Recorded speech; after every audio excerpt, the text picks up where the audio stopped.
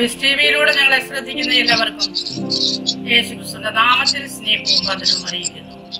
പ്രിയപ്പെട്ട ദൈവമക്കളെ, നിങ്ങളെല്ലാവരും കർത്താവിൽ സന്തോഷമായിരിക്കുന്നു വിശ്വസിക്കുന്നു.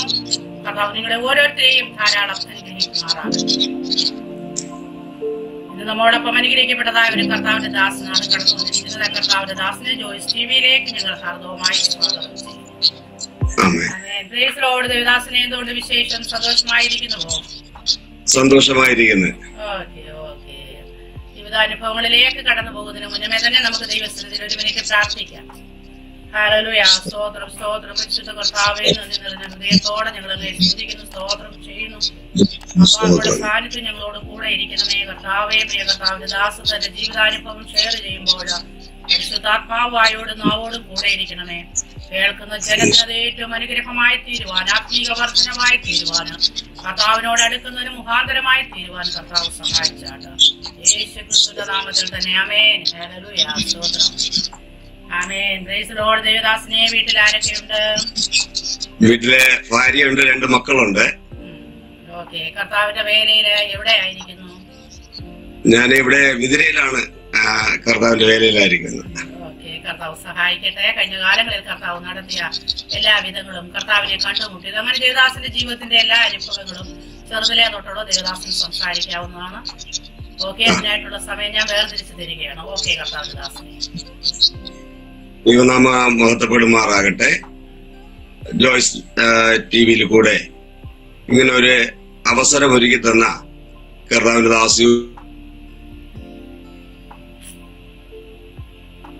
ദാസനോടുള്ള നന്ദിയെ ആദ്യം അറിയിക്കുന്നു. ദൈവം നിങ്ങളെ ധാരാളമായി അനുഗ്രഹിക്കുമാറാകട്ടെ.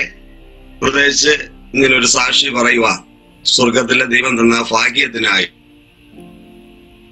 ദൈവത്തിന് നന്ദി പറയുന്നു.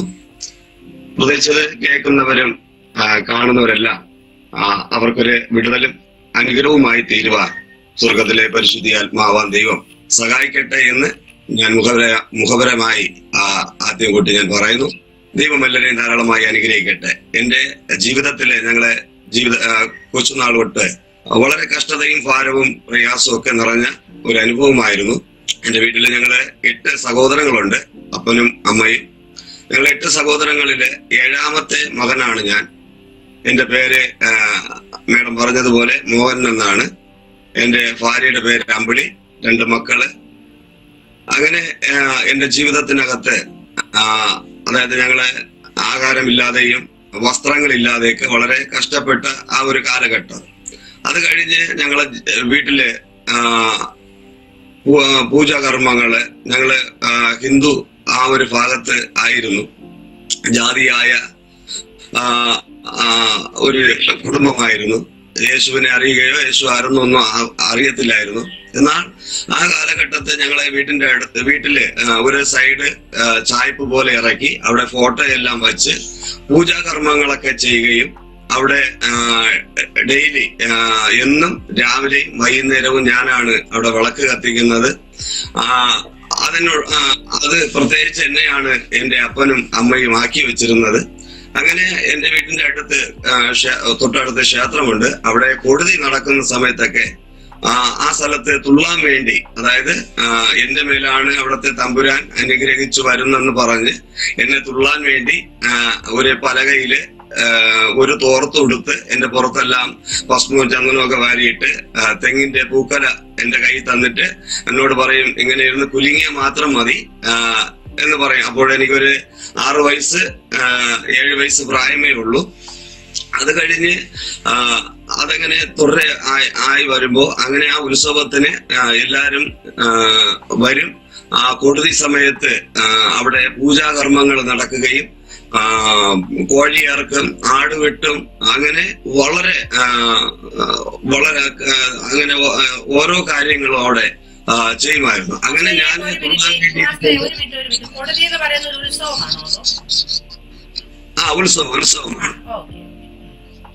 ഉത്സവം അത് നടന്നുകൊണ്ടിരിക്കുന്ന സമയത്ത് തോന്ന ആൾക്കാർ വരും. അപ്പൊ ഓരോരുത്തർ വന്ന് എന്റെ അടുത്ത് വന്നിട്ട് തമ്പുരാനെ എന്നെ അനുഗ്രഹിക്കണമേ എന്ന് പറഞ്ഞ് എന്റെ കയ്യിൽ നിന്ന് ഭസ്മം അവരുടെ തലയിലിട്ട് ഞാൻ അവരെ കൈവച്ച് അനുഗ്രഹിക്കുമായിരുന്നു. അങ്ങനെ എന്റെ ജീവിത ചരിത്രം ഞാൻ വളർന്നു വന്നു. 5ാം ക്ലാസ് വരെ വിദ്യാഭ്യാസം നേടുവേണ്ട ഭാഗ്യം ദൈവം തന്നു. തുടർന്ന് പഠിക്കേണ്ട സാഹചര്യമില്ലായിരുന്നു. എന്ന് വെച്ചാൽ ഞങ്ങളെ വീട്ടില് വളരെ കഷ്ടങ്ങളും ഭാരങ്ങളും ഒക്കെ പ്രയാസങ്ങളൊക്കെ നിറഞ്ഞു വന്ന കാലഘട്ടമായിരുന്നു. അങ്ങനെ വളർന്നു.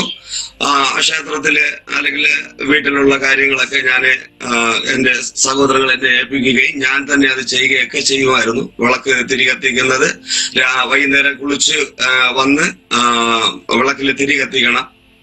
അത് കഴിഞ്ഞിട്ട് എല്ലാരെയും അടുത്ത് ഞാൻ വന്ന് നിൽക്കണം. അവരെല്ലാവരും എന്നെ കണ്ടതിന് ശേഷമാണ് പിന്നെ ഞങ്ങൾക്കൊക്കെ ഭക്ഷണമൊക്കെ തരുന്നത്. അങ്ങനെ ഒരു കാലഘട്ടത്തിന്റെ നടുവിൽ കൂടെ വളർന്നു വന്നു. അങ്ങനെ എന്റെ ജീവിതം വളർന്നു. അത് കഴിഞ്ഞ് ഞാൻ ജോലിക്കൊക്കെ പോകാൻ തുടങ്ങി. മുമ്പ് ആദ്യമായി ഈ പോച്ച പറിച്ചു കൊടുത്ത് 50 പൈസ 1 രൂപയൊക്കെ കിട്ടുമായിരുന്നു. അതൊക്കെ കൊണ്ടുവന്ന് വീട്ടിൽ കൊടുത്ത് അങ്ങനെ ഞങ്ങളെ വീട്ടില് വളരെ ഞെരുക്കത്തിലാണ് എങ്കിലും അങ്ങനെ ഒരു പരുവത്തിലൊക്കെ നടന്നു വന്നു. അത് കഴിഞ്ഞ് ഞങ്ങളെല്ലാരും വളർന്നു. സഹോദരങ്ങളെല്ലാരും കൂലിപ്പണിക്ക് വേണ്ടി അങ്ങോട്ടും ഇങ്ങോട്ടൊക്കെ പോയി. അത് കഴിഞ്ഞ് വീട്ടിലെ സ്ഥിരമായി ഇത് വിളക്ക് കത്തിപ്പും ഈ പടങ്ങളെ വച്ച് പൂജിക്കുകയും പൂജാകർമ്മങ്ങൾ വീട്ടിൽ ചെയ്യുകയും വീട്ടില് തന്നെ പൂജാരികൾ വന്ന് പൂജാകർമ്മങ്ങൾ ചെയ്യുകയും ഒക്കെ ആയിരുന്നു. എന്റെ അപ്പൻ തികഞ്ഞൊരു മദ്യപാനിയായിരുന്നു. വീട്ടില് സ്വസ്ഥതയില്ലായിരുന്നു. ഒരു സന്തോഷവും ഇല്ലായിരുന്നു. മദ്യപാനി എന്ന് പറയുമ്പോൾ ഞങ്ങളെ വീട്ടിൽ തന്നെ ചാരായം വാറ്റുകയും വിൽക്കുകയും കുടിക്കുകയൊക്കെ ചെയ്യുന്ന ഒരു കാലഘട്ടമായിരുന്നു. അത് ഞാൻ തന്നെ അങ്ങനെ ഇല്ലാത്ത സമയത്ത് ഞാൻ തന്നെ മറ്റൊരു സ്ഥലത്ത് ചെന്ന് എന്റെ അപ്പന് ചാരായം വാങ്ങി എന്റെ ഇടുപ്പിൽ വച്ച് കൊണ്ടു കൊടുക്കുമായിരുന്നു. പിന്നെ ഈ മരിച്ചുപോയവർക്കൊക്കെ ക്ലാസ്സിൽ ഒഴിച്ചു വയ്ക്കും. അത് ശ്വാസ് കുടിക്കാനെന്ന് പറഞ്ഞ് ഒഴിച്ചു വയ്ക്കും ചോറ്. അങ്ങനെ വിശേഷ ദിവസങ്ങൾ വരുമ്പോ തുമ്പല വെട്ടിയിട്ട് ചോറൊക്കെ വിളമ്പി വെച്ച് പായസമൊക്കെ കൊണ്ടുവച്ച് ചാരായമൊക്കെ കൊണ്ടുവച്ച് അത് അപ്പനാണ് അല്ലെങ്കിൽ അമ്മയ്ക്കാണെന്നൊക്കെ പറഞ്ഞ് കൊടുക്കുമായിരുന്നു. അവരുടെ അപ്പനും അമ്മയ്ക്കുമാണ് എന്ന് പറഞ്ഞ് കൊടുക്കുമായിരുന്നു. അത് അവസാനം അവര് തന്നെ എടുത്ത് കുടിക്കും. പിന്നെ ഭയങ്കര ബഹളമാവും. അങ്ങനെയൊക്കെ കണ്ട് വളർന്നു വന്ന ഒരു കാലഘട്ടമായിരുന്നു എന്റെ ജീവിതം. അത് കഴിഞ്ഞിട്ട് ഞാൻ വളർന്നു, ജോലിക്കെല്ലാം കടന്നുപോയി. പിന്നെ ഞാൻ ഈ വിളക്ക് കത്തിപ്പും തിരി കത്തിപ്പൊന്നും ഇല്ലാതെയായി. പിന്നെ കോവിലുകളിൽ ഞാൻ പോകും, ക്ഷേത്രങ്ങളിൽ ചെല്ലും, കാണിക്കയിടും, അവിടെ നിന്ന് തൊഴും. പിന്നെ അത് കഴിഞ്ഞിട്ട് എന്റെ വിവാഹം കഴിഞ്ഞു. എന്റെ വിവാഹവും പിന്നെ ഹിന്ദു ആയ ഒരു സഹോദരിയാണ് ഞാൻ കല്യാണം കഴിച്ചത്.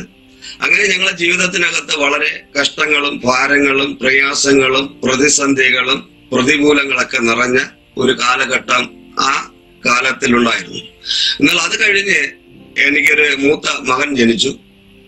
അവന്റെ പേര് അഭിലാഷ് എന്നാണ്. അവന് 3 വയസ്സ് പ്രായമാകുമ്പോൾ അവന്റെ മൂക്കിൽ നിന്നും ബ്ലഡ് വരുവാൻ തുടങ്ങി. ഏത് ഒക്കെ ഡോക്ടറെ കാണിച്ചാലും പക്ഷെ ഒരു അസുഖവുമില്ല. പക്ഷെ കോഴിയുടെ കഴുത്തറുത്ത് വിട്ടതുപോലെ 2 മൂക്കിൽ നിന്നും ബ്ലഡ് വരുവാൻ തുടങ്ങി. അപ്പൊ ഞങ്ങള് അറിയാവുന്നുള്ള മന്ത്രവാദികളെ അടുത്തൊക്കെ കൊണ്ടുപോയി പൂജാകർമ്മങ്ങൾ ചെയ്തു. അപ്പോൾ അവര് ചിലരൊക്കെ പറഞ്ഞത് ഇത് പഴയ സാത്താന്റെ അടിയാണ്, സാത്താൻ അടിച്ചതാണ്, അതുകൊണ്ടാണ് ഇങ്ങനെ വന്നുകൊണ്ടിരിക്കുന്ന എന്ന് പറഞ്ഞു. അങ്ങനെ അത് കഴിഞ്ഞ് മെഡിക്കൽ കോളേജ് ആശുപത്രിയിൽ ഏറ്റവും പേരുകേട്ട ഡോക്ടർമാര് എന്റെ കുഞ്ഞിനെ ചികിത്സിക്കുവാൻ മുഖാന്തരങ്ങളായി തീർന്നു. എന്നാൽ അവന് ഒട്ടും തന്നെ അതിനൊരു മാറ്റം ഞങ്ങൾ കണ്ടില്ല. ഒരു തോർത്ത് വച്ച് ഇങ്ങനെ മൂക്കിൽ ഒപ്പി പിടിക്കുമ്പോൾ മൂക്കിൽ കൂടെ ഇങ്ങനെ വന്നുകൊണ്ടിരിക്കും. പക്ഷെ അവന് ബ്ലഡ് ഇങ്ങനെ വരുന്നെങ്കിലും വേറെ ക്ഷീണമോ ഭാരമോ പ്രയാസമോ ഒന്നും അവന്റെ ജീവിതത്തിലില്ല. അങ്ങനെ അത് കഴിഞ്ഞ് എനിക്ക് രണ്ടാമതൊരു മകൻ കൂടി ജനിച്ചു. അവന്റെ പേര് അഭിജിത്താണ്. അവനും ഇതുപോലെ ഒരു 2 വയസ്സ് തുടങ്ങിയപ്പോ ശ്വാസം മുട്ടല്. അപ്പൊ 2 കുഞ്ഞുങ്ങളും രോഗത്താൽ ഭാരപ്പെടുവാൻ തുടങ്ങി. അതായത് 7 ദിവസം ഉണ്ടെങ്കിൽ 6 ദിവസവും ആശുപത്രിയിലാണ്. അങ്ങനെ ഞാൻ ജോലി ചെയ്യുന്ന പൈസ എല്ലാം ആശുപത്രിയിലും മറ്റ് മേഖലകളിലും പോയിക്കൊണ്ടിരുന്നു. ഒരിടത്ത് പോയിട്ടും ഒരു സ്വസ്ഥതയും കിട്ടാതെയായി.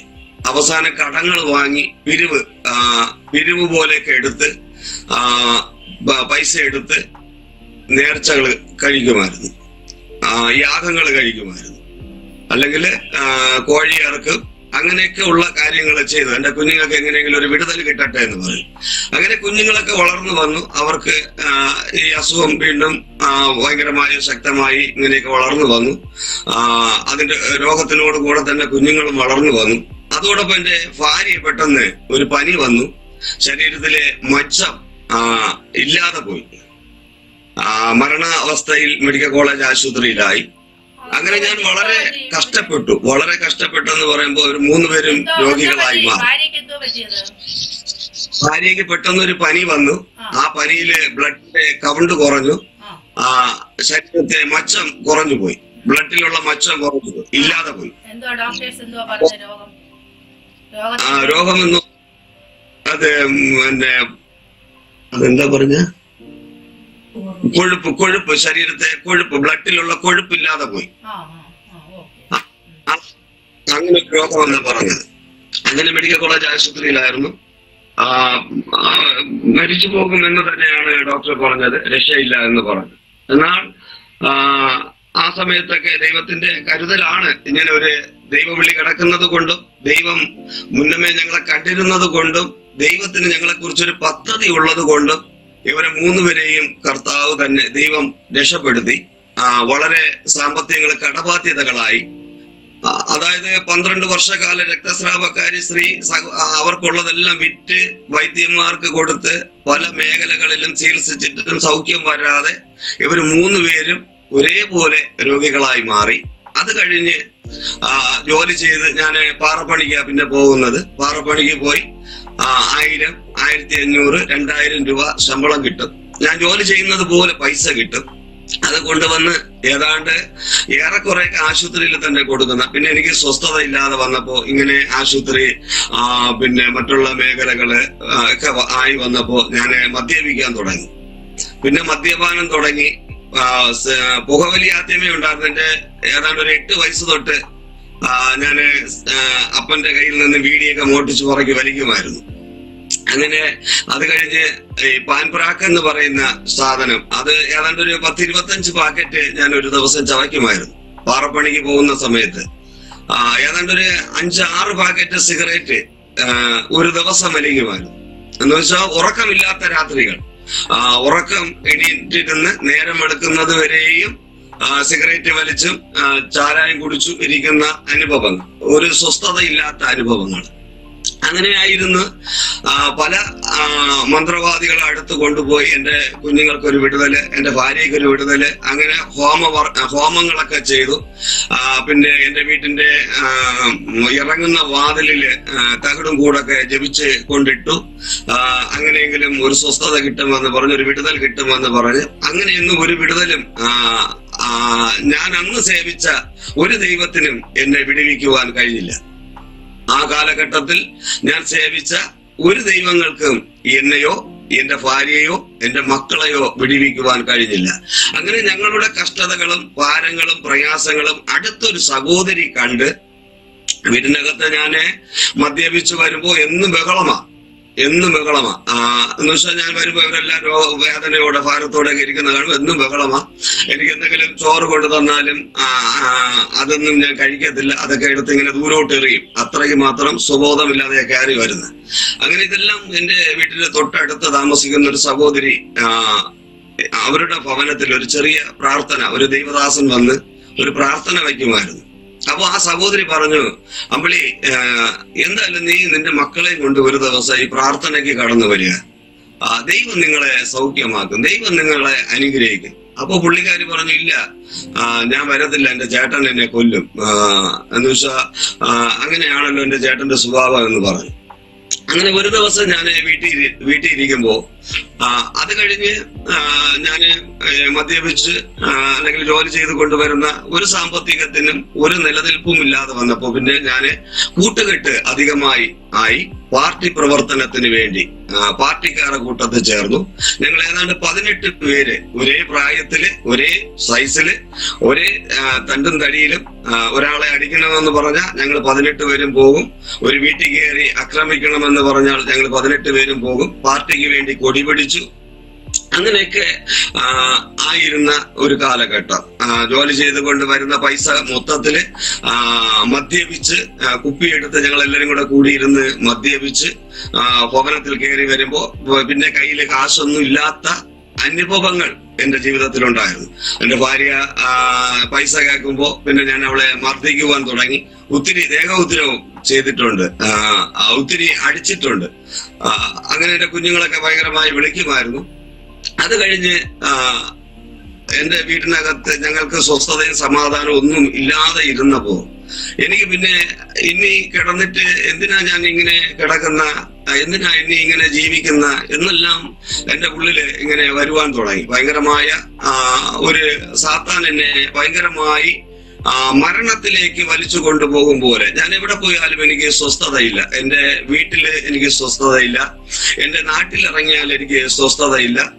എന്ന് വെച്ചാ ഈ ഇങ്ങനെ പ്രശ്നങ്ങൾ ഉണ്ടാക്കുന്നത് കൊണ്ട് എല്ലാരും എന്നെ വെറുക്കുന്ന ഒരു അനുഭവം ആയി മാറി. ഞങ്ങള് 17-18 പേരും രാത്രിയൊക്കെ ഓരോ വീടുകളിൽ കയറി ആക്രമിക്കും, അവരുടെ സാധനങ്ങള് എടുത്തുകൊണ്ട് വരികയും ഒക്കെ ചെയ്യുന്ന ഒരു അനുഭവമായിരുന്നു. എന്തെന്ന് കേട്ടാ തിരിച്ച് ഞങ്ങള് അവരെ ദേഹോദ്രം ചെയ്യുന്ന അനുഭവങ്ങളൊക്കെ ആയിരുന്നു. എന്നാൽ ഇതിന്റെ ലീഡറായി എന്നെയാണ് തിരഞ്ഞെടുത്തത്. 17 പേരുടെ ലീഡറായി ഞാനാണ്. എന്നാൽ ഇന്നും ഈ 17 പേർക്കും കേസുണ്ട്. പക്ഷെ ദൈവം എന്നെ കണ്ടിരുന്നത് കൊണ്ട് എന്റെ പേരിൽ മാത്രം കേസില്ല. ഇതുവരെയും കൃപയാൽ ഒരു കേസും ഇല്ല. അപ്പോ അങ്ങനെയായി അവരെല്ലാം കേസിനകത്തായി. അവരെല്ലാം പോലീസ് പിടിച്ചുകൊണ്ട് പോകും. ഒരു രാത്രി ഞങ്ങൾക്ക് കിടന്നുറങ്ങാൻ പറ്റാത്ത ഒരു രാത്രിയായി. അത് കഴിഞ്ഞ് എന്റെ ഭാര്യയെ ആ പ്രാർത്ഥനയ്ക്ക് വിളിച്ച സഹോദരി പിന്നെ തുടരെ വിളിക്കാൻ തുടങ്ങി. അമ്പിളി വാ, ഒരു ദിവസമെങ്കിലും വന്നിരി, മക്കളെയും കൊണ്ടുവാ. എന്നാൽ ഇതിനിടയില് കുഞ്ഞുങ്ങളെ കൊണ്ട് ആശുപത്രിയിൽ ഓടുന്ന ദിവസമുണ്ട്. ഈ മൂക്കിലെ ബ്ലഡ് വരവ് നിൽക്കുന്നില്ല. ശ്വാസം മുട്ടല്, ഇളയ മോനെ ശ്വാസം മുട്ടല് അത് കുറയുന്നില്ല. എന്റെ ഭാര്യയ്ക്ക് മാത്രം ഏതാണ്ട് സുഖമായി. ഞങ്ങൾ ആശുപത്രിയിൽ നിന്ന് പുള്ളിക്കാരിയെ വീട്ടിൽ കൊണ്ടുവന്നു. അങ്ങനെ ഇരിക്കുമ്പോഴാ അടുത്ത സഹോദരി പറഞ്ഞത് ഈ പ്രാർത്ഥനയ്ക്ക് കടന്നു വരാൻ പറഞ്ഞു. എന്റെ ഒരു സഹോദരനാണ് വന്ന് ഈ പ്രാർത്ഥന നടത്തുന്നത്, നീ ഒരു ദിവസമെങ്കിലും കടന്നു വാ, യേശുപ്പച്ച നിങ്ങളെ സൗഖ്യമാക്കും, യേശുപ്പ നിങ്ങളെ വിടുവിക്കും, നിങ്ങളെ കഷ്ടതകൾ മാറും എന്നൊക്കെ പറഞ്ഞു. അങ്ങനെ എന്റെ പ്രിയപ്പെട്ടവള് ഒരു ദിവസം ഞാനിങ്ങനെ ഇരിക്കുമ്പോൾ എന്നോട് പറഞ്ഞു, ചേട്ടാ അടുത്ത സഹോദരി എന്നെ ഇങ്ങനെ ഒരു ദിവസം അവിടെ പ്രാർത്ഥനയ്ക്ക് ചെല്ലാൻ പറഞ്ഞു. അപ്പൊ ഞാനിങ്ങനെ പുള്ളിക്കാരോട് പറഞ്ഞു, പിന്നെ ഞാൻ ഇത്രയും പൂജാകർമ്മങ്ങളും ഇങ്ങനെയുള്ള കാണിക്കകളും വഴിപാടുകളൊക്കെ ചെയ്തിട്ട് ഒരു വിടുതലും ഇല്ലാതെ ഇരിക്കുന്ന ഇനി ആരാ നമ്മളെ വിടുവിക്കാനുള്ളത്, വേണ്ട പോണ്ട എന്നൊക്കെ പറഞ്ഞു. അങ്ങനെ പുള്ളിക്കാരി ഭയങ്കരമായി എന്നെ നിർബന്ധിച്ചു. അപ്പൊ നിർബന്ധിച്ചപ്പോ ഞാൻ പറഞ്ഞു, എനിക്ക് ഒരു കാര്യം ചെയ്യുക, നീ പൊയ്ക്കോ, നീയും കുഞ്ഞുങ്ങളും പൊയ്ക്കോ, അവർക്കുള്ള സ്വാതന്ത്ര്യം ഞാൻ കൊടുത്തു, നിങ്ങൾ പൊയ്ക്കോ എന്ന് പറഞ്ഞു. എന്നെ വിളിക്കരുത്, എനിക്കത് ഇഷ്ടമില്ലാത്ത കാര്യമാണ്, നിങ്ങൾ പൊയ്ക്കോ എന്ന് പറഞ്ഞു. അങ്ങനെ എന്റെ പ്രിയപ്പെട്ടവളും 2 കുഞ്ഞുങ്ങളുമായി അവിടെ ചൊവ്വാഴ്ച ദിവസം വൈകുന്നേരമാണ് മീറ്റിംഗ്. അപ്പോ 2 കുഞ്ഞുങ്ങളും എന്റെ പ്രിയപ്പെട്ടവളുമായി വൈകുന്നേരം അവിടെ പ്രാർത്ഥനയ്ക്ക് പോയി. അവിടെ വന്ന ദൈവദാസൻ എന്റെ കുഞ്ഞുങ്ങളുടെ തലയിൽ കരം വെച്ച് പ്രാർത്ഥിക്കുന്ന സമയത്ത്, മൂത്ത മോന്റെ തലയിൽ കരം വെച്ച് പ്രാർത്ഥിക്കുന്ന സമയത്ത് ആ ദൈവദാസൻ ഭാര്യ പറഞ്ഞതാണ്, ഇവനെ ഭദ്രകാളി എന്ന് പറയുന്ന ഒരു ശക്തി അവനെ വളഞ്ഞിരിക്കുന്നു. കുടുംബമായി ദൈവസന്നിധിയിൽ അടുത്ത് വന്നാൽ ദൈവത്തിന്റെ വിടുതലുകള് കുഞ്ഞിന്റെ മേൽ വരികയും കുഞ്ഞിനെ ദൈവം സൗഖ്യമാക്കുകയും ചെയ്യുമെന്ന് പറഞ്ഞു. എന്നാൽ അവിടെ ഒരു പ്രാർത്ഥനയ്ക്ക് കടന്നുപോയി. കുഞ്ഞുങ്ങളെ മൂത്ത ഇളയാളിന്റെ ശ്വാസം മുട്ടലൊക്കെ ചെറുതായിട്ട് കുറയാൻ തുടങ്ങി. അപ്പൊ ഞാന് ജോലി കഴിഞ്ഞ് വരുമ്പോ ഏതാണ്ട് വീട്ടിൽ കയറി വരുമ്പോ മദ്യപിച്ച് മതോമത്തനായി കൂട്ടുകൂടി വീട്ടിൽ കയറി വരുമ്പോ ഏതാണ്ട് 8 മണി 9 മണി 10 മണിയാവും. ജോലി കഴിഞ്ഞ് വരുന്നത് 6 മണിക്കാണ് വരുന്നത്. പക്ഷെ കൂട്ടുകൂടിയൊക്കെ ഇരുന്ന് 10 മണി 11 മണി 12 മണിയൊക്കെ ആവും ചില ദിവസങ്ങളിൽ. അപ്പൊ കുഞ്ഞുങ്ങളൊക്കെ ചിലപ്പോൾ ഉറങ്ങും. ചോറ് കൊണ്ട് അടുത്ത് വയ്ക്കുമ്പോ എന്തെങ്കിലും അതിൽ ചെറിയ കുറവുണ്ടെങ്കിൽ പാത്രത്തോടെ ചോറും പാത്രം എടുത്ത് മുറ്റത്തേക്ക് വീശി എറിയും. ഒരു സ്വസ്ഥതയുമില്ല. അങ്ങനെ ആയി. അത് കഴിഞ്ഞ് പിന്നെ ദിവസങ്ങൾ കടന്നു പോകുമ്പോ എന്റെ വീട്ടില് ഞാൻ ജോലിക്ക് പോയിട്ട് കടന്നു വരുമ്പോ എന്റെ വീട്ടിൽ ഞാൻ വരുമ്പോ എന്റെ പ്രിയപ്പെട്ടവളും കുഞ്ഞുങ്ങളും ഇരുന്ന് പ്രാർത്ഥിക്കുന്നത് ഞാൻ കേൾക്കാൻ മുഖാന്തരങ്ങളായി തന്നു. അപ്പൊ എന്റെ മൂത്ത മകനും ഇളയ മകനും കൂടെ ഇങ്ങനെ ഇരുന്ന് പ്രാർത്ഥിക്കുന്നു, എന്റെ പപ്പേനെ ദൈവമേ തൊടണമേ, എന്റെ പപ്പേന്റെ ദൈവം തൊടണമേ, എന്റെ പപ്പേന്റെ ദൈവം തൊടണമേ എന്ന് പറഞ്ഞ് പ്രാർത്ഥിക്കുന്നത് കേൾക്കുവാൻ മുഖാന്തരങ്ങളായി തീർന്നു. എന്റെ ഭാര്യയാണ് ആദ്യം യേശുവിനെ അറിഞ്ഞത്. പ്രിയപ്പെട്ടവള് പ്രാർത്ഥിക്കുമ്പോൾ ഉറച്ച് പ്രാർത്ഥിക്കും. അപ്പൊ ഞാനിത് കേട്ടോണ്ട് വന്നിട്ട് ഞാനിരുന്ന് കേൾക്കും, നിന്റെ ദൈവം എന്താ പൊട്ടനാണോ, നിന്റെ ദൈവം എന്ത് ചെകിടനാണോ, നിന്റെ ദൈവം മന്ദബുദ്ധിയാണോ എന്നൊക്കെ ഞാൻ പുള്ളിക്കാരെ കളിയാക്കുമായിരുന്നു.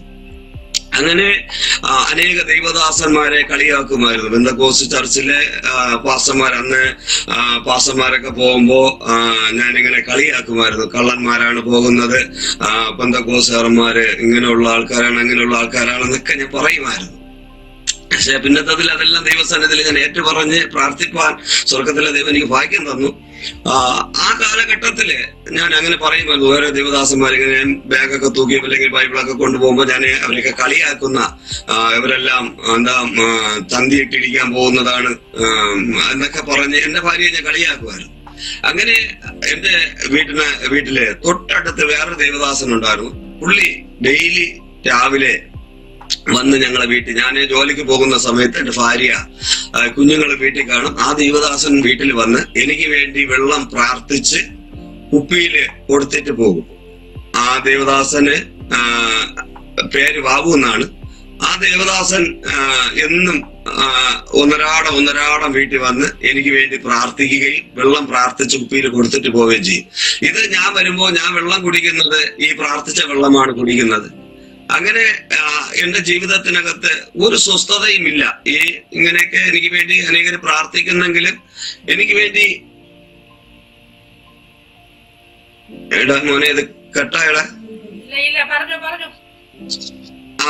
അങ്ങനെ എന്റെ ജീവിതത്തിനകത്ത് ഒരു സ്വസ്ഥതയുമില്ല, ഒരു സമാധാനവും ഇല്ലാതെയായി. വീണ്ടും എനിക്ക് എങ്ങനെയെങ്കിലും മരിക്കണം, എനിക്ക് മരിച്ചാൽ മതി, ഇനി എവരായിരുന്നു അടുത്ത് കിടക്കണ്ട എന്നൊക്കെ പറഞ്ഞ് ഞാൻ വല്ലാത്ത ഒരു മരണഭീതി എന്റെ അകത്ത് വരുവാൻ തുടങ്ങി. വല്ലാത്ത ഒരു വിഭ്രാന്തി എന്റെ അകത്ത് വരുവാൻ തുടങ്ങി. അങ്ങനെ ഞാന് പാറപ്പണിക്ക് പോകുന്ന സമയത്തൊക്കെ പോയിട്ട് കടന്നു വരുമ്പോ ഇനി എങ്ങനെയെങ്കിലും എനിക്ക് മരിച്ചാൽ മതി, വീട്ടിൽ ചെന്നിട്ട് സ്വസ്ഥതയില്ലല്ലോ, വീട്ടില് വെറും എല്ലാരും എന്നെ വെറുക്കുന്നല്ലോ, എന്റെ അമ്മ വെറുത്തു, എന്റെ സഹോദരങ്ങളൊക്കെ അവരൊക്കെ കാണുമ്പോ എന്നെ വെറുക്കുന്നുണ്ടല്ലോ, എന്റെ നാട്ടിലെല്ലാരും എന്നെ വെറുക്കുന്നല്ലോ എന്നൊക്കെ പറഞ്ഞ് ഞാൻ ചിലപ്പോഴൊക്കെ സുബോധം വരുമ്പോ ഞാൻ ഇരുന്ന് ചിന്തിക്കാറുണ്ട്. അങ്ങനെ എങ്ങനെയെങ്കിലും മരിച്ചാൽ മതി എന്ന് പറഞ്ഞ് ഞാൻ ഒരു ദിവസം കുരുടൻ എന്ന് പറയുന്ന വിഷം വാങ്ങി. ആദ്യം മദ്യപിച്ചു, രണ്ടാമത് കാപ്പിയെല്ലാം വയർ നിറച്ച് പൊറോട്ടയും ഇറച്ചിയൊക്കെ കഴിച്ചു. അത് കഴിഞ്ഞ് എന്റെ വീട്ടിൽ നിന്ന് ഏതാണ്ട് ഒരു 15 കിലോമീറ്റർ ദൂരെ ഞാൻ പണി ചെയ്യുന്ന സ്ഥലത്ത്, അവിടെ ആകുമ്പോ ആളൊന്നുമില്ലല്ലോ, ഞങ്ങള് രാത്രിയാണ്, ഏതാണ്ട് ഒരു 9 മണി സമയമാവും. ഞാൻ അവിടെ ചെന്നിരുന്ന് ഈ വിഷം പഴത്തിൽ മുക്കി ഈ വിഷം ഞാൻ കഴിക്കുവാൻ മുഖാന്തരമായി. ഇത് കഴിച്ചതിന് ശേഷം നീ ഭയങ്കരമായ വിഭ്രാന്തി ഉണ്ടായി. ഞാൻ അവിടെ നിന്ന് എഴുന്നേറ്റ് ഓടി അടുത്ത് ഒരു വീട്ടിൽ വന്ന് കതവ് മുട്ടിയപ്പോ അവര് പെട്ടെന്ന് കതവ് തുറന്നു. എന്നോട് ചോദിച്ചു, എന്താ മോന, എന്താ പ്രശ്നമെന്ന് ചോദിച്ചു. ഞാൻ പറഞ്ഞു, ഇല്ല സഹോദരി, ഞാൻ മദ്യപിച്ച് ശാല കൂടിപ്പോയി, എന്നെ ഒന്ന് താഴെ ഷെട്ടിലാക്കുമെന്ന് കേട്ടു. അവര് എന്നെ പിടിച്ച് ഞങ്ങളെ വസ്ത്രം, അതായത് ജോലി സമയത്ത് വസ്ത്രം മാറ്റുന്ന ഒരു ഷെട്ടുണ്ട്, ആ സ്ഥലത്ത് ആ ഷെട്ടിൽ സ്ഥിരമായ ഒരു സഹോദരൻ കിടക്കുന്ന ഒരു ഷെട്ടാണ്. എന്നാൽ ആ ഷെട്ടിൽ എന്നെ പിടിച്ചുകൊണ്ട് കിടത്തി. ഈ സഹോദരൻ അന്ന് അവിടെ ക്ഷേത്രത്തിൽ ഉത്സവമായിരുന്നു. ഈ സഹോദരൻ ഉത്സവം കാണാൻ പോയിരുന്നു. എന്നാൽ ദൈവം ചെയ്ത ഒരു വലിയ പ്രവൃത്തി എന്ന് പറയുന്നത്, അവിടെ ഉത്സവത്തിന് ആന എഴുന്നള്ളിപ്പുണ്ടായിരുന്നു. ആനയ്ക്ക്, എന്റെ ഭാഷയിൽ പറഞ്ഞ ആനയ്ക്ക് ദൈവം തന്നെ ഒരു ഇഞ്ചക്ഷൻ കൊടുത്തു. അങ്ങനെ ആന വരണ്ടു, ഉത്സവം മാറ്റിവെച്ചു. അങ്ങനെ ഈ സഹോദരൻ അവിടെ നിന്ന് വന്ന് ഈ ഷെട്ടില് വരുമ്പോ ഞാൻ കിടക്കുന്നു. പുള്ളി ഇരുട്ടത്താ വന്നത്. കുറച്ച് പേപ്പറൊക്കെ ചുറ്റി വെച്ച് തീപ്പെടുത്തിരി അടിച്ചു നോക്കുമ്പോ ഞാനാണ്. എന്റെ വായിൽ കൂടെ നിരയുമ്പോഴേക്ക് വന്നുകൊണ്ടിരിക്കുന്നു. വല്ലാത്ത ഒരു മരണഭീതിയിൽ കിടക്കുന്നു, ഒരു അനക്കവുമില്ല. അങ്ങനെ രാത്രി 11:30 മണിയായി. പുള്ളി ഈ സഹോദരൻ അവിടെ ഭയങ്കരമായി ഒച്ചയുണ്ടാക്കി, ആൾക്കാരെയൊക്കെ വിളിച്ചുകൂട്ടി. അങ്ങനെ തൊട്ടടുത്തൊരു ലോറി ഉണ്ടായിരുന്നു. ആ ലോറിയിൽ എന്നെ എടുത്തിട്ട് മെഡിക്കൽ കോളേജ് ആശുപത്രിയിൽ കൊണ്ടുപോയി. മെഡിക്കൽ കോളേജ് ആശുപത്രിയിൽ കൊണ്ടുപോയതിനു ശേഷം തിരുവനന്തപുരത്ത് മെഡിക്കൽ കോളേജ് ആശുപത്രിയിൽ കൊണ്ടുപോയതിനു ശേഷം ഞാൻ അതിനു മുമ്പ് ഈ ജാതിയായിരുന്ന സമയത്ത് അനേകരെ വിഷമടിച്ച് കൊണ്ടുപോകുന്നവരെ ഞാൻ കൂടെ കൊണ്ടുപോയിട്ടുണ്ട്.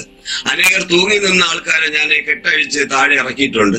അനേകർക്ക് മരണക്കുഴി, അതായത് കുഴി ഞാൻ വെട്ടിയിട്ടുണ്ട്. ഫ്രീ ആയിട്ട്, ഇതൊക്കെ ഫ്രീ ആയിട്ട് ചെയ്തിട്ടുണ്ട്. അന്ന് ഞങ്ങൾക്ക് ചാരായം മതി, ചാരായവും കാളയിറച്ചിയും മരിച്ചിനിയും മതി, വേറൊന്നും വേണ്ട. പൈസയൊന്നും ഞങ്ങൾക്ക് അങ്ങനെ നോട്ടമില്ല. അങ്ങനെ ഞങ്ങള് ഈ 18 പേരും അത് അങ്ങനെ ചെയ്തു കൊടുക്കും ഫ്രീ ആയിട്ട്. അങ്ങനെയൊക്കെ ചെയ്യുന്നത് കൊണ്ട് നാട്ടിൽ ഞങ്ങൾ അടി കിട്ടാതെയൊക്കെ തട്ടിമുട്ടിയൊക്കെ പോകുന്ന ഒരു അനുഭവമായിരുന്നു. എന്നാൽ ഈ വിഷമടിച്ച് എന്നെ മെഡിക്കൽ കോളേജിൽ കൊണ്ടുപോകുമ്പോ എന്നെ കൊണ്ടുപോയ ആൾക്കാരെല്ലാം പറഞ്ഞു അവന് വയറ് കഴുകണം എന്ന് പറഞ്ഞപ്പോ അവിടുത്തെ ഡോക്ടർ പറഞ്ഞു വേണ്ട, വയറ് കഴുകണ്ട, ഇവൻ രക്ഷയില്ല, ഇവൻ ചത്തുപോകും, ഇവന് വയറ് കഴിയിട്ട് ഒരു ഉപയോഗവുമില്ല, ചത്തുപോകുമെന്ന് പറഞ്ഞു. അങ്ങനെ ആ രാത്രി കഴിയുമ്പോൾ എന്റെ പ്രഭാതത്തില് ഏതാണ്ട് വെളുപ്പില് എന്റെ വീട്ടില് ആള് പോയി. എന്റെ ഭാര്യ ആശുപത്രിയിൽ വന്നു. അത് കഴിഞ്ഞ് എല്ലാരും അറിഞ്ഞ് എന്റെ കൂട്ടുകാര്, എന്റെ അമ്മ എല്ലാരും ആശുപത്രിയിൽ വന്നു.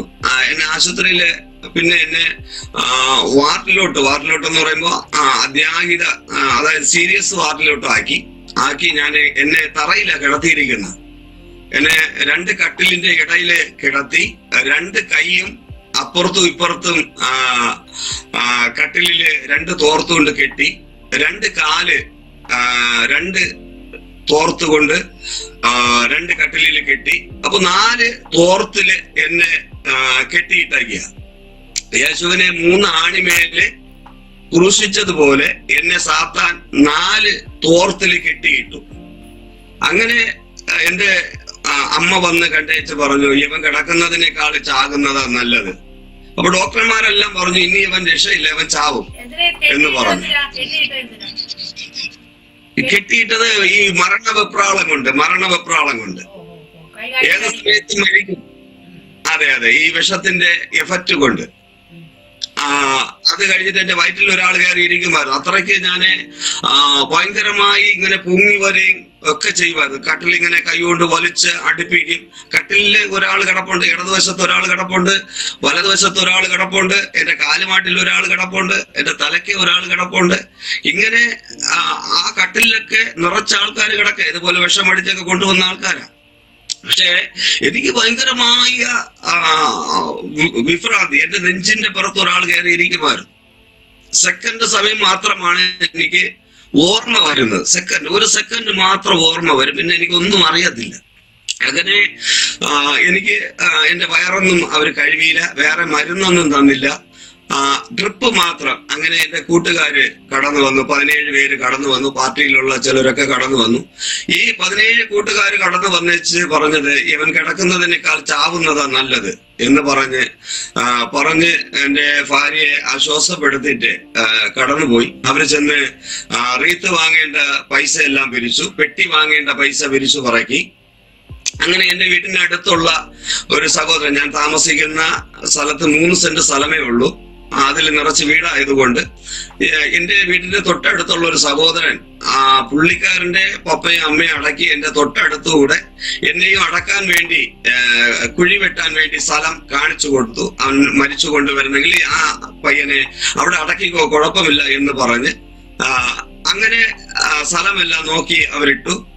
പെട്ടിക്ക് പൈസകളെല്ലാം പിരിച്ചു പറക്കി, റീത്ത് വാങ്ങേണ്ട പൈസകൾ പിരിച്ചു പറക്കി. അവന്റെ നാട്ടിലെ ഏത് സമയത്തും എന്നെ മരിച്ചു കൊണ്ടുവരും എന്ന് എല്ലാരും കാതോർത്തിരിക്കുന്ന ഒരു സമയം. അത് കഴിഞ്ഞ് ഏതാണ്ട് ദിവസങ്ങൾ കടന്നുപോയി. 6 ദിവസം എന്റെ സഹോദരങ്ങളെല്ലാം വന്ന് കണ്ടു. എല്ലാരും പറഞ്ഞ ഒറ്റ വാക്കാണ്, ഇവൻ ഇനി കിടക്കുന്നതിനേക്കാൾ ചാകുന്നതാ നല്ലത്. അവന്റെ വീട്ടുകാർക്കും കുടുംബക്കാർക്കും ഒക്കെ തലവേദനകളായി. ഇതെല്ലാം പിന്നീട് ഞാൻ എന്റെ ഭാര്യ പറഞ്ഞ് ഉള്ള കേൾവിയാണ്.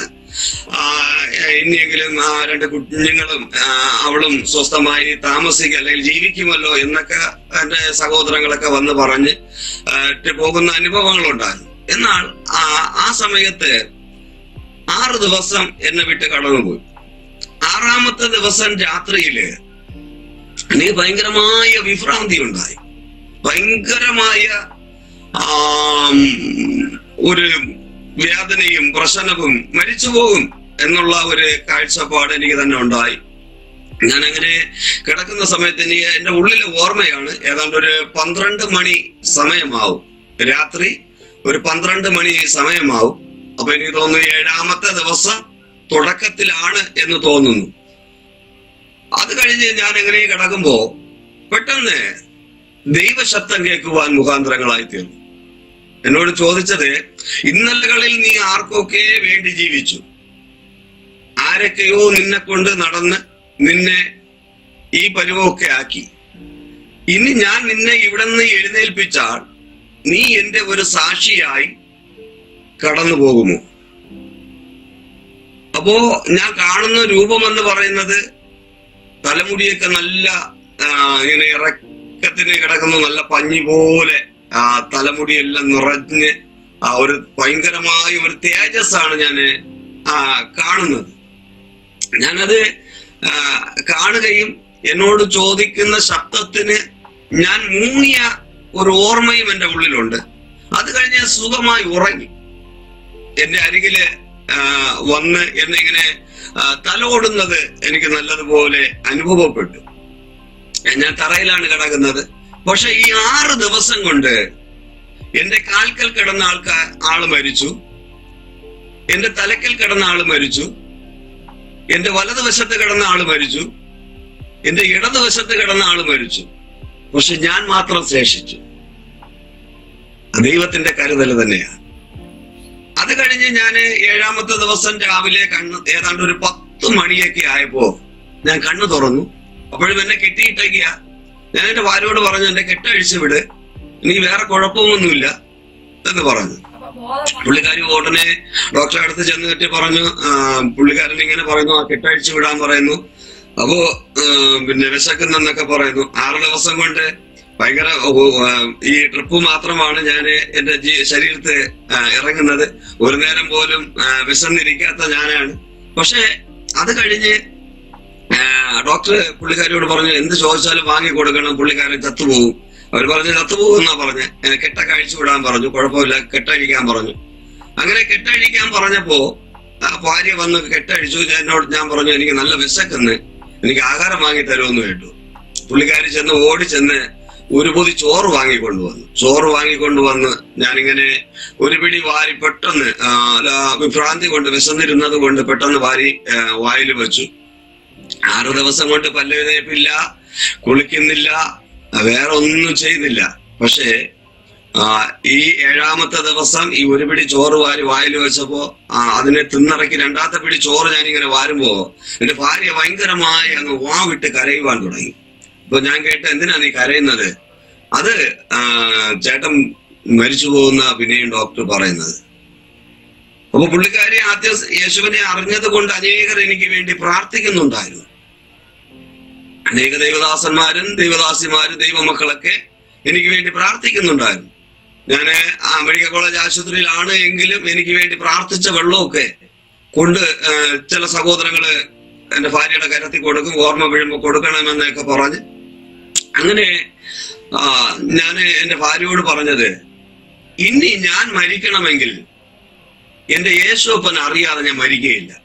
അതുവരെ യേശു ആരെന്നോ ഈ ദൈവം ആരെന്നോ ഈ ദൈവം എങ്ങനെയുള്ള ദൈവമെന്നോ അറിയാത്ത ഞാൻ എന്റെ ഭാര്യയോട് പറയുക, ഞാൻ ഇനി മരിക്കണമെങ്കിൽ യേശുപ്പൻ അറിയാതെ മരിക്കുകയില്ല. പുള്ളിക്കാരിക്ക് ഭയങ്കരമായ സന്തോഷം. എന്റെ ശരീരത്ത് നല്ലൊരു എന്താ പറയണ്ട ഒരു ദൈവ തേജസ് എന്റെ മേലെ വെളിപ്പെട്ടതുപോലെ പുള്ളിക്കാരി കണ്ടു. അങ്ങനെ ഡോക്ടർമാര് വന്നു. ഞാൻ ചോറ് കഴിച്ച് ഡോക്ടർമാര് വന്ന് നോക്കിയിട്ട് പറഞ്ഞു, അയ്യോ കുഴപ്പമൊന്നുമില്ലല്ലോ, പേര് വിട്ടിട്ടോ എന്ന് കേട്ട് 7ാമത്തെ ദിവസം എന്റെ പേര് വെട്ടി. അന്ന് വിഷമടിച്ച ആശുപത്രിയിൽ പോയി മരിച്ചില്ല എങ്കിൽ 10,000 രൂപ അങ്ങോട്ട് കൊടുക്കണം, മരിച്ച 15,000 രൂപ ഇങ്ങോട്ട് തരും. അപ്പൊ ഇത് കൊടുക്കാനില്ലാത്തത് കൊണ്ട് എന്റെ പ്രിയപ്പെട്ടവള് അവിടെ മെഡിക്കൽ കോളേജിൽ ഒരു കുറുക്ക് വഴിയുണ്ട്, ആ വഴിയെ എന്നെ പുറത്ത് കൊണ്ടുവന്ന് ബസ് കയറ്റി എന്നെ വീട്ടിൽ കൊണ്ടുവന്നു. വീട്ടിൽ വന്നപ്പോ എല്ലാവർക്കും എല്ലാവരും അതിശയമായി എന്നെ കാണുന്നു. എന്തോ ഒരു കൊല്ലാത്ത മനുഷ്യനെ പോലെ എല്ലാവരും വന്ന് കണ്ടു. അങ്ങനെ ഓരോരുത്തർ എന്നെ വന്ന് നോക്കുന്നു, അവരെ കുശൂഷൊക്കെ പറയുന്നു. അപ്പോ എന്നെ ഈ വിഷം കഴിച്ചിട്ട് എന്റെ വയറൊന്നും കഴുകിയിട്ടില്ല. അത് കഴിഞ്ഞ് അങ്ങനെ ഇരിക്കുമ്പോ രണ്ടാമത്തെ ദിവസം ഞങ്ങളെ വീടിന്റെ അടുത്ത് ഏതാണ്ട് ഒരു 1.5 കിലോമീറ്റർ ദൂരെ ഒരു CSI ചർച്ചുണ്ട്. അവിടെ 3 ദിവസത്തെ കൺവെൻഷൻ ആരാധന നടക്കും. അപ്പൊ എന്റെ പ്രിയപ്പെട്ടവൾ പറഞ്ഞു, എന്തായാലും നമ്മൾ ജോലിക്കൊന്നും പോകുന്നില്ലല്ലോ, ചേട്ടൻ്റെ ഇവിടെ ഇരിക്കല്ലേ, നമുക്ക് ആ ചർച്ചിലോട്ടൊന്ന് പോയാലോ? ഞാൻ പറഞ്ഞു പോവാ. ആദ്യമായിട്ട് CSI ചർച്ചിലെ കൺവെൻഷൻ ആരാധനയ്ക്ക് പോവുക. അപ്പൊ എന്റെ 17 കൂട്ടുകാരും റോട്ടിൽ ഇരുന്ന് ഞാൻ ഈ പ്രാർത്ഥനയ്ക്ക് എന്റെ ഭാര്യയോട് കൂടെ എന്റെ മക്കളോട് കൂടെ കടന്നു പോകുമ്പോ എന്റെ 17 കൂട്ടുകാരും എന്നെ കാണുന്നവരൊക്കെ കളിയാക്കി. ഇവൻ പോയാൽ എത്ര ദിവസം പോകും, ഇവൻ നമ്മളെ അടുത്ത് തന്നെ വരും, ഇവൻ വീണ്ടും പഴയതിന്റെ പിന്നെത്താനാവും എന്നൊക്കെ പറഞ്ഞ് കളിയാക്കി. അപ്പൊ ഈ കളിയാക്കിയവരോടൊക്കെ ഞാൻ പറഞ്ഞു, എന്തായാലും ഇങ്ങനെ ഒരു പ്രാർത്ഥന നടക്കില്ലേ, ഞാൻ പോയിട്ട് വരട്ടെ, എന്നെ ദൈവം വിടുവിച്ചല്ലേ എന്നൊക്കെ പറഞ്ഞു. അത് കഴിഞ്ഞ് അവിടുന്ന് ഞാന് മീറ്റിങ്ങിന് കടന്നുപോയി. അപ്പോ മീറ്റിങ്ങിന് കടന്നു പോകുമ്പോ അഭിലാഷ് ബ്രദർ എന്ന് പറയുന്ന ഒരു ദൈവദാസനാണ് അന്ന് 3 ദിവസവും ആ ദൈവദാസൻ തന്നെയാണ് ശുശ്രൂഷിച്ചത്. അന്ന് ശുശ്രൂഷിച്ച ദൈവവചനം, ഞാന് ആ ചർച്ചിലോട്ട് കയറി എന്റെ കുഞ്ഞുങ്ങളും പ്രിയപ്പെട്ടവളൊക്കെ മുമ്പോട്ട് ചെന്നിരുന്നു. ഞാനൊരു വയസ്സായ അപ്പൂപ്പൻ ചെന്നിരിക്കുന്നത് പോലെ ഏറ്റവും ബാക്ക് സീറ്റില് ഒരു വരി വെഞ്ചിട്ടിട്ടുണ്ട്, അവിടെ ചെന്നിരുന്നു. അവിടെ ഇരിക്കുമ്പോ ഈ ദൈവദാസന് സമയം കൊടുത്ത് ദൈവദാസൻ പ്രസംഗിക്കാൻ എഴുന്നേറ്റ് നിന്നപ്പോ ഇങ്ങനെ പറഞ്ഞു, പ്രസംഗിക്കാൻ എടുത്ത വേദഭാഗം അപ്പോസ്തല പ്രവൃത്തികളുടെ പുസ്തകം 2-ാം അധ്യായം അതിന്റെ 17-ാമത്തെ വാക്യമാണ് കർത്തൃദാസൻ എടുത്തത്. അന്ത്യകാലത്ത് ഞാൻ സകല ജഡത്തിന്റെ മേലും എന്റെ ആത്മാവിനെ പകരും, നിങ്ങളുടെ പുത്രിമാരും പുത്രന്മാരും പ്രവചിക്കും, യൗവനക്കാർ ദർശനങ്ങൾ ദർശിക്കും. ആ നാളിൽ എന്റെ ദാസന്മാരുടെ മേലും ദാസിമാരുടെ മേലും എന്റെ ആത്മാവിനെ അളവ് കൂടാതെ പകരും. കർത്തൃദാസൻ ശക്തമായി ശുശ്രൂഷ തുടങ്ങി. അന്ന് അത് കഴിഞ്ഞിട്ട് ദേവദാസന് സമയം കഴിഞ്ഞപ്പോ സമയം ഏതാണ്ട് തീരാറായപ്പോ ദേവദാസൻ നിന്നുകൊണ്ട് പറഞ്ഞു, ദൈവത്തിന് വേണ്ടി നിൽക്കുന്ന ആരെങ്കിലും ഉണ്ടെങ്കിൽ കരം ഉയർത്താൻ പറഞ്ഞു. പക്ഷെ പെട്ടെന്ന് എന്നോട് ആരോ പറയുന്നത് പോലെ നിന്റെ കരം ഉയർത്തെന്ന് പറഞ്ഞു. ഞാൻ നോക്കുമ്പോ ഏതാണ്ട് 10-100 പേരിരിക്കുന്ന ചർച്ചിനകത്ത് ആരും കരം ഉയർത്തില്ല, ഞാൻ മാത്രം കരം ഉയർത്തി. അത് കഴിഞ്ഞ് 2-ാമത്തെ ദിവസമായി ആ മീറ്റിംഗ്. ആ വചനം തന്നെയാണ് ആ ദേവദാസന് കഠിനമായി 3 ദിവസവും പ്രസംഗിച്ചു. 3-ാമത്തെ ദിവസം എന്നോട് അവിടെ നിന്നുകൊണ്ട് പറഞ്ഞു, ദൈവത്തിന് വേണമെന്നുള്ളത്, ദൈവത്തിന് ശുശ്രൂഷയ്ക്കായി അല്ലെങ്കിൽ ദൈവത്തിന്റെ ഒരു സാക്ഷിയായി പോകാൻ താല്പര്യമുള്ളവർ എഴുന്നേക്കാൻ പറഞ്ഞു. അന്നും ഞാൻ നോക്കുമ്പോ ഏതാണ്ട് ഒരു 100-150 പേര് ആ ചർച്ചിനകത്തുണ്ട്. പക്ഷേ കൊച്ചുമക്കൾ ഉൾപ്പെടെ 100-150 പേരുണ്ട്. ആരും എഴുന്നേറ്റില്ല. ഞാൻ പെട്ടെന്ന് എഴുന്നേറ്റു. എന്നോട് ആരോ പറയുന്നത് പോലെ നീ എഴുന്നേറ്റ് നില്ല് എന്ന് പറഞ്ഞ് ഞാൻ എഴുന്നേറ്റ് നിന്നു. ആ ദേവദാസൻ എനിക്ക് വേണ്ടി പ്രാർത്ഥിപ്പാൻ വേണ്ടി പുൽപ്പൊറ്റിൽ നിന്ന് കരം നീട്ടുന്നത് മാത്രം ഞാൻ കണ്ടു. പുള്ളി കരം നീട്ടുമ്പോ എന്നോട് പറഞ്ഞ് കണ്ണടച്ച് പ്രാർത്ഥിക്കാൻ പറഞ്ഞു. ഞാൻ അറിയാവുന്നുള്ളത് പോലെ യേശുപ്പാന്ന് മാത്രം വിളിച്ച എനിക്ക് ഓർമ്മയുണ്ട്. യേശുപ്പാന്ന് വിളിച്ച് ഞാൻ പ്രാർത്ഥിച്ച മാത്രം എനിക്ക് ഓർമ്മയുണ്ട്. പിന്നെ ഞാൻ കണ്ണു തുറന്ന് നോക്കുമ്പോ പുൽപ്പറ്റി കിടക്കുന്നതാണ് ഞാൻ കാണുന്നത്. എല്ലാവരും അങ്ങനെ വളഞ്ഞു നിൽക്കുക. എനിക്ക് എന്തോ സംഭവിച്ചു പോയി എന്ന് പറഞ്ഞ് എല്ലാവരും വളഞ്ഞു നിൽക്കുക. എന്ന് വെച്ചാൽ ഏത് സമയം മരിക്കുമെന്ന് മെഡിക്കൽ കോളേജിൽ നിന്ന് റിപ്പോർട്ട് തന്നതാണല്ലോ. പിന്നെ പ്രത്യേകിച്ച് വയറ് കഴിയില്ല. അപ്പോ എല്ലാരും ഭയത്തോടെയൊക്കെ എന്നെ നോക്കുന്നു. അങ്ങനെ 2-ാമത് ദേവദാസന്റെ ശിരസിൽ കരം വെച്ചെനിക്ക് വേണ്ടി പ്രാർത്ഥിച്ചു. ഞാൻ എഴുന്നേറ്റു. എന്നോട് കേട്ടു, എന്താ എന്തോ ഒരു അനുഭവം ഉണ്ടായത് കേട്ടു. ഞാൻ പറഞ്ഞു, ദേവദാസന് ഇവിടെ നിന്ന് കരം നീട്ടുന്ന സമയത്ത് ഉയരത്തിൽ നിന്നൊരു ശക്തി എന്റെ ശിരസിൽ ശക്തമായി ഇറങ്ങുന്നത് മാത്രം ഞാൻ അറിഞ്ഞു, വേറെ ഒന്നും ഞാൻ അറിഞ്ഞില്ല. തേജസ്സോടെ ഒരു ശക്തി എന്റെ മേൽ ഇറങ്ങുന്നത് ഞാൻ കണ്ടു, അത് മാത്രമേ ഞാൻ അറിഞ്ഞുള്ളൂ എന്ന് പറഞ്ഞു. അത് കഴിഞ്ഞ് അവിടെ നിന്ന് മീറ്റിംഗ് എല്ലാം കഴിഞ്ഞു. പിന്നെ ഞങ്ങള് എന്റെ വീട്ടിലെ സ്ഥിരമായി മുമ്പൊക്കെ വന്ന് വെള്ളം എനിക്ക് വേണ്ടി പ്രാർത്ഥിച്ച് വീട്ടിൽ വച്ചിട്ട് പോകുന്ന ദേവദാസൻ ഞങ്ങളെ വീട്ടിൽ കടന്നു വന്ന് ഞങ്ങൾക്ക് വേണ്ടി കുടുംബമായി പ്രാർത്ഥിക്കുകയും ആ ദേവദാസൻ ഒരു സ്ഥലത്ത് 10 ദിവസത്തെ പവർ മിനിസ്ട്രി ക്യാമ്പ് നടക്കുന്നുണ്ടായിരുന്നു. ആ ദേവദാസന് ആരോ ഫോൺ ചെയ്ത് പറഞ്ഞു. അങ്ങനെ ഞാനും എന്റെ പ്രിയപ്പെട്ടവളും ആയി ആ സ്ഥലത്ത് കടന്നു പോകാൻ സ്വർഗത്തിലെ ദൈവഭാഗ്യം തന്നു. അപ്പൊ ഞങ്ങൾ 2 കുഞ്ഞുങ്ങളുമുണ്ട്. അങ്ങനെ 10 ദിവസത്തെ ക്ലാസ്സിന് കടന്നു പോകുമ്പോ അപ്പൊ കുഞ്ഞുങ്ങളെ നോക്കാൻ അവിടെ ആളുണ്ട്, കുഴപ്പമില്ല. അവർക്കൊക്കെ അവിടെ അത് അവിടെ പരിശോധിക്കില്ലേ, തമിഴ്നാട്. അങ്ങനെ 10 ദിവസത്തെ പവർ മിനിസ്ട്രിക്ക് വിൽസൺ ബ്രദർ എന്ന് പറയും. വിൽസൺ എല്ലാരും അറിയപ്പെടുന്ന ഒരു ദേവദാസൻ തന്നെയാണ്. അതെ അതെ. അപ്പൊ അവിടെ 10 ദിവസത്തെ പവർ മിനിസ്ട്രിക്ക് വേണ്ടി ഞാനും എന്റെ ഭാര്യയും കടന്നുപോയി. ഞങ്ങൾ അവിടെ കൊണ്ടിരുന്നു. അപ്പോ ഓരോ ദേവദാസന്മാരും ഓരോ ദിവസമാണ് ശുശ്രൂഷിക്കുന്ന, 2 സമയം ശുശ്രൂഷയുണ്ട്. അങ്ങനെ ഈ എല്ലാരും തുള്ളിച്ചാടിയൊക്കെ ആരാധിക്കണ കാണുമ്പോ ഞാനിങ്ങനെ കണ്ണും തുറന്ന് നോക്കി നിൽക്കും. അവരിങ്ങനെ അന്യഭാഷ പറയുന്നു, ചിലര് തുള്ളുന്നു, ചിലര് ശർദ്ദിക്കുന്നു, ചിലര് ഓടുന്നു. അങ്ങനെയൊക്കെ കാണുമ്പോ പിന്നെ ഞാനിങ്ങനെ കണ്ണും തുറന്ന് നിൽക്കും. അപ്പൊ 9ാമത്തെ ദിവസം വിദേശത്തുനിന്ന് ഒരു ദേവദാസൻ വന്നു. ഇപ്പൊ 10ാമത്തെ ദിവസം ക്ലാസ് തീരും, 9ാമത്തെ ദിവസമാണ് ഒരു ദേവദാസൻ വന്നത്. അപ്പോ വന്നിട്ട് കർത്തൃദാസന് സമയം കൊടുത്തപ്പോ കർത്തൃദാസൻ എഴുന്നേറ്റ് നിന്നിട്ട്, അപ്പൊ എന്റെ ഭാര്യയും നല്ല ശക്തമായി ആരാധിക്കുന്നതൊക്കെ ഞാൻ കണ്ടു. എന്നോട് അവിടെ മൊത്തത്തില് ആ പാസ്റ്റർ എഴുന്നേറ്റ് നിന്നിട്ട് ചോദിച്ചു, അഭിഷേകം പ്രാപിക്കാത്ത എത്ര പേര് ഇതിനകത്തുണ്ട്? പെട്ടെന്ന് ആ ദേവദാസൻ കരം ഇങ്ങനെ എന്റെ നേരെ നീട്ടിട്ട്, നിങ്ങൾ ഇതുവരെ അഭിഷേകം പ്രാപിച്ചില്ല, വേറെ ആരും ഇല്ല, ഞാൻ മാത്രം തന്നെയാണ് കൈ ഉയർത്തിയ, അഭിഷേകം പ്രാപിച്ചില്ല. 9ാമത്തെ അപ്പൊ അന്ന് പാസ്റ്ററിന്റെ മേൽ ഒരു തേജസ് പോലെ ഇറങ്ങി വരുന്നത് കണ്ടു. അപ്പൊ അന്നത്തെ ആ അവസ്ഥയിൽ പാസ്റ്റർ അഭിഷേകം പ്രാപിച്ചതല്ല, ഇല്ലയോ? അത് അഭിഷേകം പ്രാപിച്ചെങ്കിലും എനിക്കിത് അറിഞ്ഞൂടല്ലോ, എന്താണ് എന്റെ മേൽ വന്നെന്ന് എനിക്ക് അറിയത്തില്ല. അതെ അതെ, അത് മാത്രമേ എനിക്കറിയാവൂ. ഇത് അഭിഷേകമാണോ അല്ലെ വേറെ എന്തെങ്കിലും ആണോ എന്ന് എനിക്ക് അറിയത്തില്ല. അവര് പിന്നെ ഒന്നും പറഞ്ഞില്ല. ചിലര് പറഞ്ഞ ഭൂതം വിട്ടുപോയെന്നാ പറഞ്ഞത്. രണ്ടുപേരെന്നോട് പറഞ്ഞു അത് ശരീരത്തുള്ള ബന്ധനം വിട്ടുപോയതാണ് എന്ന് പറഞ്ഞു.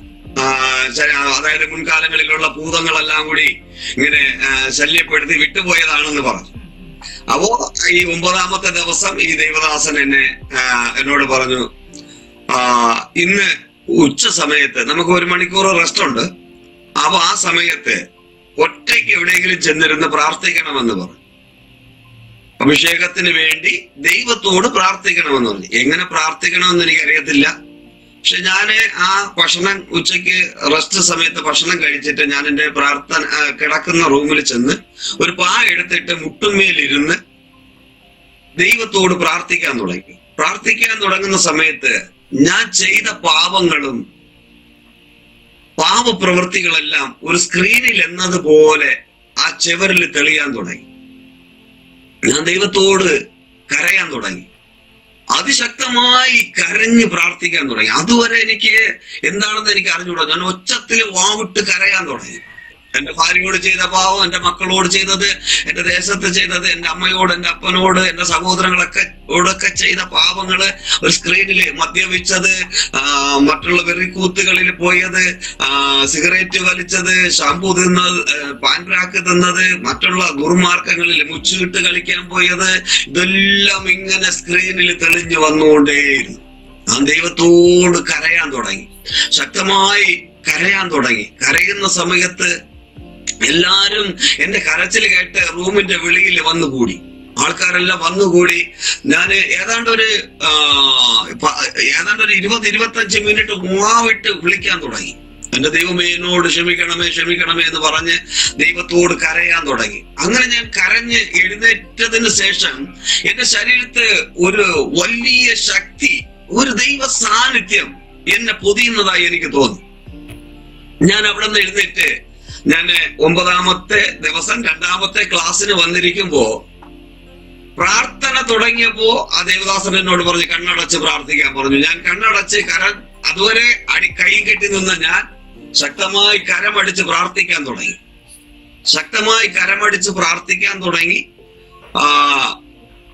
ഞാൻ പ്രാർത്ഥിച്ച കൂട്ടത്തിൽ ഞാൻ ഇങ്ങനെ പറഞ്ഞു, യേശോപ്പച്ച, എനിക്ക് വിദ്യാഭ്യാസമില്ല, ഞാൻ വെറും 5ാം ക്ലാസ് മാത്രമാണ് പഠിച്ചിട്ടുള്ളത്. പക്ഷെ ഇവിടെ ഇരിക്കുന്ന ഇത്രയും പേരെ നിറയ്ക്കുന്നതിനേക്കാൾ അതിശക്തമായി എന്നെ അഗ്നിയാൽ അഭിഷേകം ചെയ്യുകയും എന്നെ നിർത്തുന്ന സ്ഥലത്ത് അങ്ങയുടെ സാക്ഷി ലജ്ജ കൂടാതെ പറയേണ്ട ദൈവകൃപയും എന്റെ മേൽ പകരണമേ എന്ന് ഞാൻ ദൈവത്തോട് പ്രാർത്ഥിച്ചു. എനിക്ക് വേണ്ടുന്ന ബുദ്ധിയും ജ്ഞാനവും അറിവും പരിജ്ഞാനവും ഒക്കെ തരണമേ എന്ന് പറഞ്ഞ് ദൈവത്തോട് ഞാൻ പ്രാർത്ഥിച്ചു. അങ്ങനെ ശക്തമായി ദൈവ സാന്നിധ്യം, ദൈവത്തിന്റെ അഭിഷേകം എന്റെ മേൽ വരികയും ഞാൻ അന്യഭാഷ പറയാൻ തുടങ്ങി. ആ രാത്രിയിൽ ഞാൻ ഏതാണ്ട് ആ ദേവദാസൻ പറഞ്ഞത് ഏതാണ്ട് ഒരു അരമണിക്കൂറോളം എനിക്ക് വേണ്ടി സമയം വേർതിരിച്ചു അവന്. അത് കഴിഞ്ഞിട്ട് എന്നെ ഞാൻ പറയുന്നതെല്ലാം അവരിങ്ങനെ കേൾക്കാൻ തുടങ്ങി. ഞാൻ എന്താണ് പറയുന്നതെന്നല്ല കേൾക്കാൻ തുടങ്ങി.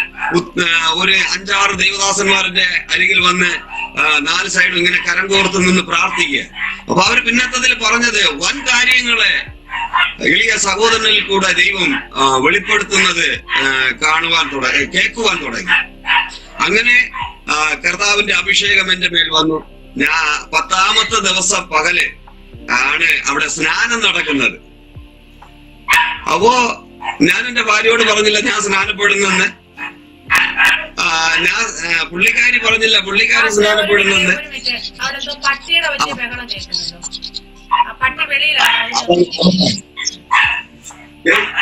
അത് തുറന്നു റെഡി, അത് തുറന്നു.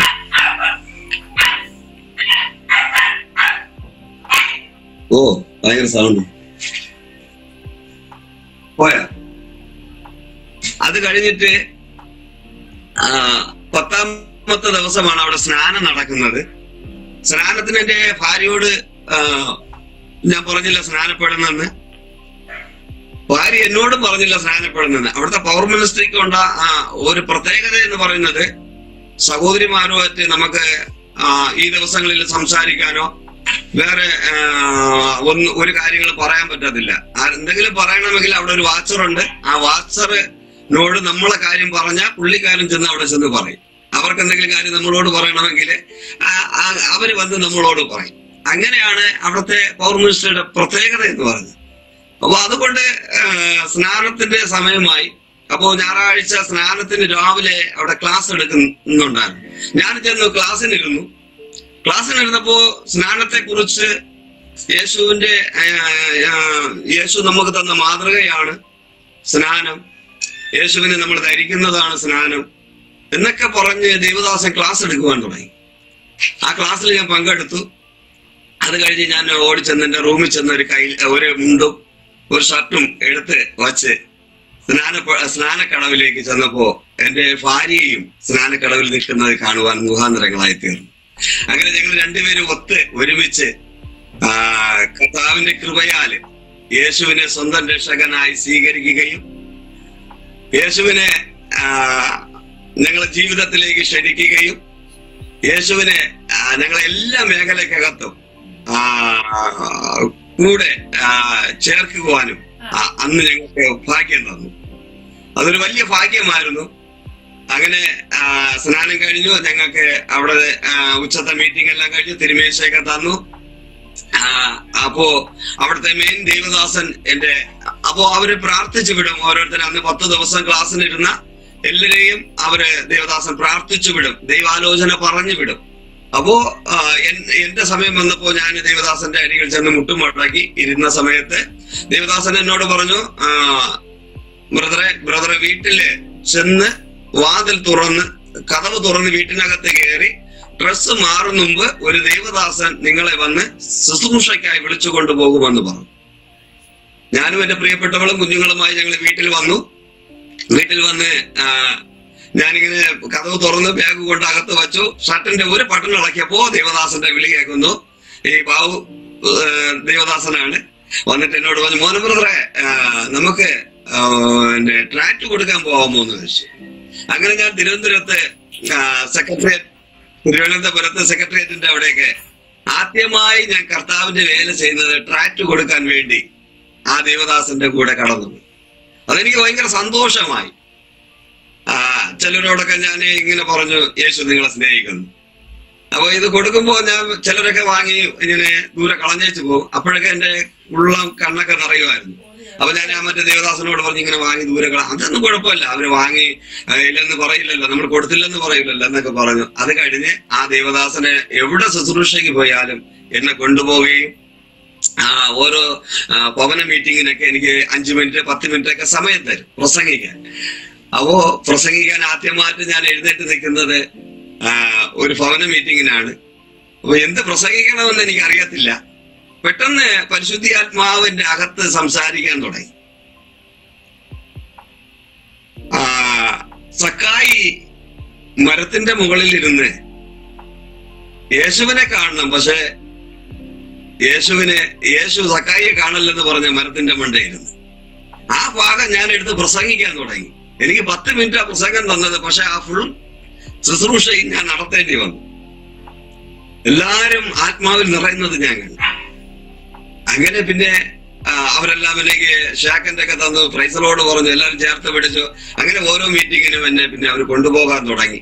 എന്റെ വീട്ടിൽ തന്നെ പിന്നെ ആഴ്ചതോറും മീറ്റിംഗ് ക്രമീകരിക്കാൻ തുടങ്ങി. ഒരു ദേവദാസനോട് കൂടെ, മറ്റൊരു ബാബുട്ടാനയിൽ എന്ന് പറയുന്ന ഒരു സാറിനോട് കൂടെ മീറ്റിങ്ങിന് കടന്നു പോകാൻ സ്വർഗത്തിലെ ദൈവം ഭാഗ്യം തന്നു.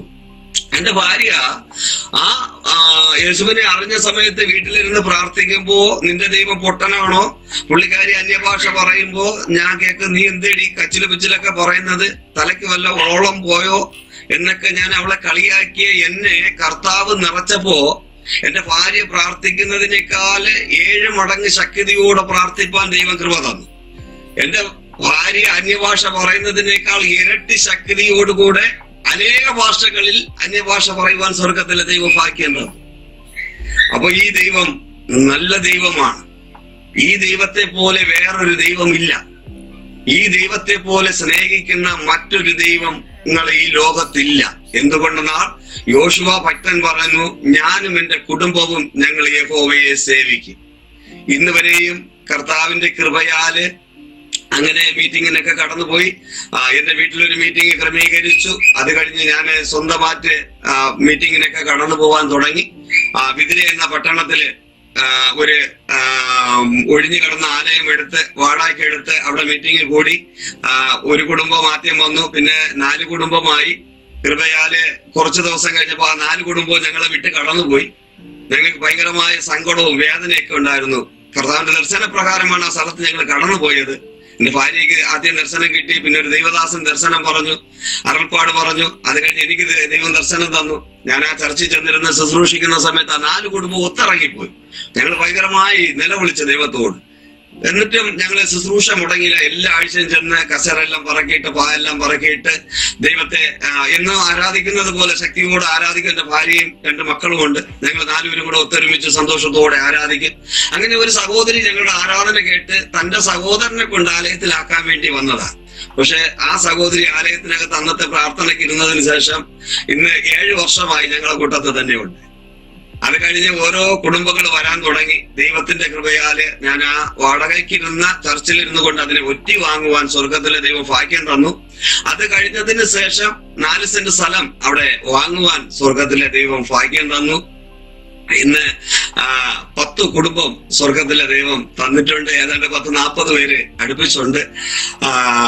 അത് കഴിഞ്ഞിട്ട് ഞാന് കർത്താവിന്റെ വേലയിലാണ്. ഞാൻ കേപ്രിച്ച് ഇന്ത്യ എന്ന് പറയുന്ന ഒരു പ്രസ്ഥാനത്തോടു കൂടെ ചേർന്ന് നിൽക്കുന്നുണ്ട്. അതോടൊപ്പം തന്നെ കർത്താവിന്റെ വേലയില് എവിടെയാണ് എന്നെ സാക്ഷി പറയുവാൻ വിളിക്കുന്നത്, എവിടെയാണ് പ്രസംഗിക്കാൻ വിളിക്കുന്നത്, എവിടെയാണ് ശുശ്രൂഷിക്കാൻ വിളിക്കുന്നത്, അവിടെ ശക്തിയോടുകൂടെ കർത്താവ് എന്നെ ഉപയോഗിക്കുന്നുണ്ട്. എന്നിൽ കൂടെ കർത്താവ് വലിയ അത്ഭുതങ്ങളും അടയാളങ്ങളൊക്കെ ചെയ്യുന്ന ഞാൻ കാണാറുണ്ട്. വെറും ഒരു സ്റ്റാമ്പ് പോലെ, ഒരു നിമിത്തം പോലെ എന്ന് വെച്ചാൽ ഞാൻ ദൈവത്തോട് പറഞ്ഞത്, കർത്താവ് എനിക്ക് വിദ്യാഭ്യാസമില്ല, എന്നെ ഉപയോഗിക്കുന്നെങ്കിൽ മറ്റൊരാളുടെ അടുത്ത് അവരെന്നെ പിന്നത്തതിൽ നിന്ദിക്കരുത്, എന്റെ യേശോപജനെ കളിയാക്കരുത് അവര് എന്ന് പറഞ്ഞ ഞാൻ ഓരോ ദിവസവും പ്രാർത്ഥിക്കാൻ തുടങ്ങി. എന്നെ ഏൽപ്പിച്ചു കൊടുത്ത് പ്രാർത്ഥിക്കുവാൻ തുടങ്ങി.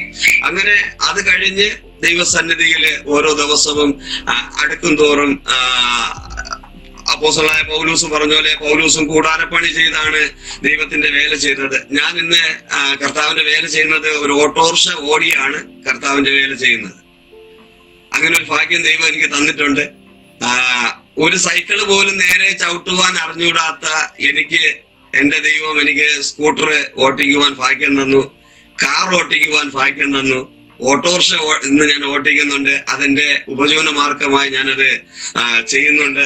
കിട്ടുന്ന സമയത്ത് അതായത് ആരെ മുമ്പില് നമുക്ക് കൈനിട്ടുണ്ടല്ലോ, നമുക്ക് 10 രൂപ ഉണ്ടെങ്കിൽ അടുത്തൊരാളെ കൂടി സഹായിക്കാമല്ലോ, ഒരു ചായ വാങ്ങി കൊടുക്കാമല്ലോ എന്ന് പറഞ്ഞ് ആ ഒരു കാര്യത്തിന് ദൈവം എനിക്ക് ഭാഗ്യം തരികയും ഞാൻ ഇന്ന് ഓട്ടോറിക്ഷ ഓടിയാണ് കർത്താവിന്റെ വേല ചെയ്യുന്നത്. എന്നാൽ ഇതുവരെയും കൃപയാലും ഒരു മീറ്റിങ്ങിനും പോകാതെയോ അല്ലെങ്കിൽ മടിച്ച് വീട്ടിയിരിക്കുകയോ ഇതുവരെയും വന്നിട്ടില്ല. എന്ന് വെച്ചാൽ എന്റെ ദൈവം എന്നെ നടത്തിയ വിധങ്ങളെ ഓർത്താൽ എത്ര സ്തുതിച്ചാലും മതി വരികയില്ല, എത്ര നന്ദി പറഞ്ഞാലും മതി വരികയില്ല. എന്റെ തെങ്ങ് കാക്കേണ്ട സമയങ്ങളോ കഴിഞ്ഞു, അതിൽ നിന്ന് കരിക്ക് ആൾക്കാർ കുടിക്കേണ്ട സമയങ്ങൾ കഴിഞ്ഞു. പക്ഷെ അവിടെ എല്ലാം എന്റെ ദൈവം എന്നെ കണ്ടിരുന്നു. ദാവീദ് പറഞ്ഞതുപോലെ എന്റെ അമ്മയുടെ ഉദരത്തിൽ ഞാൻ ഉരുവാവും മുമ്പേ എന്റെ ദൈവം എന്നെ കണ്ടിരുന്നു, എന്റെ പേര് ചൊല്ലി എന്നെ വിളിച്ചിരുന്നു. ആമേൻ, സ്തോത്രം. ദൈവവചനം പറയുന്നു, നിന്നെ ഞാൻ കുപ്പയിൽ നിന്നും എടുത്ത പ്രഭുക്കന്മാരോട് കൂടെ ഇരുത്തുമെന്ന് വാക്ക് പറഞ്ഞ കർത്താവ്. അനേക പ്രഭുക്കന്മാരോട് കൂടെ ഇരുന്ന് ശുശ്രൂഷിപ്പാൻ സ്വർഗത്തിലെ ദൈവം എനിക്ക് ഭാഗ്യം തന്നു. ഈ യേശുവിനെ അറിഞ്ഞതിന് ശേഷം തെലുങ്കാന എന്ന് പറയുന്ന ദേശത്ത് കടന്നു പോകാൻ സ്വർഗത്തിലെ ദൈവം ഭാഗ്യം തന്നു. ഡൽഹിയിൽ കടന്നു പോകാൻ ഭാഗ്യം തന്നു. ഇടുക്കി പ്രദേശത്ത് അവിടെ 10 ചർച്ചുണ്ട്. അവരെ മേൽനോട്ടത്തിനായി കടന്നു പോകേണ്ട ഭാഗ്യങ്ങളൊക്കെ ദൈവം എനിക്ക് തന്നു. എന്നെ ഏൽപ്പിക്കുന്ന ജോലി ഇതുവരെയും വിശ്വസ്തയോടുകൂടെ കർത്താവിന് വേണ്ടി ചെയ്യുവാൻ, ദൈവനാമത്തിന് വേണ്ടി ഓടുവാൻ, എന്ന് വെച്ചാൽ എന്റെ നല്ല സമയമൊക്കെ എന്നെ സാത്താൻ തുലച്ചു കളഞ്ഞു. അത് ഞാൻ ഇന്നും ദൈവത്തോട് പ്രാർത്ഥിക്കുന്ന കർത്താവേ, നല്ല സമയങ്ങളെക്കാളും അന്ന് ഉണ്ടായിരുന്നതിനേക്കാൾ ഇരട്ടി ബലവും ശക്തിയും ദൈവം എനിക്ക് ഇന്ന് തരുന്നുണ്ട്. എനിക്ക് 55 വയസ്സ് പ്രായമുണ്ട്. പക്ഷെ എന്നെ കാണുന്നവരൊക്കെ കേൾക്കുന്നത് നിങ്ങൾക്ക് 55 വയസ്സൊന്നും പ്രായമില്ല, നിങ്ങൾ ചുമ്മാ പറയുന്നതാണ്.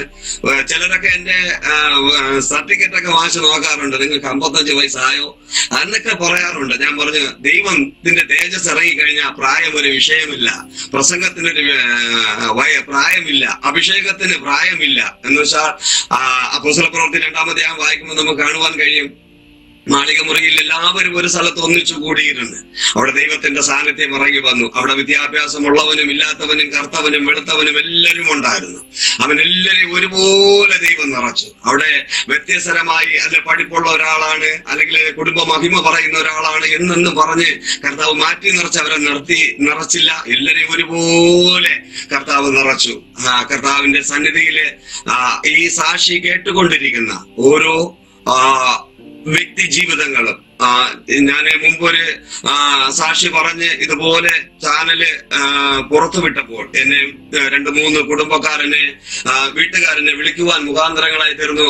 പക്ഷേ എന്റെ വീട്ടിനകത്ത് നിങ്ങളുടെ സാക്ഷി കേട്ടപ്പോ സ്വസ്ഥതയില്ലാതെ തരുന്ന എന്റെ വീട്ടിനകത്ത് വളരെ സമാധാനം ഇപ്പോൾ ഉണ്ടായി. ഞാൻ ദൈവത്തിൽ നിന്നും പിന്മാറി പോയിരുന്ന ഒരു മനുഷ്യനാണ്.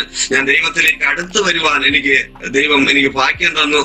ഈ സാക്ഷി കേൾക്കുന്ന ഏത് സഹോദരനായാലും സഹോദരിയായാലും മാതാവായാലും പിതാവായാലും ഈ ദൈവത്തെ പോലെ മറ്റൊരു ദൈവമില്ല.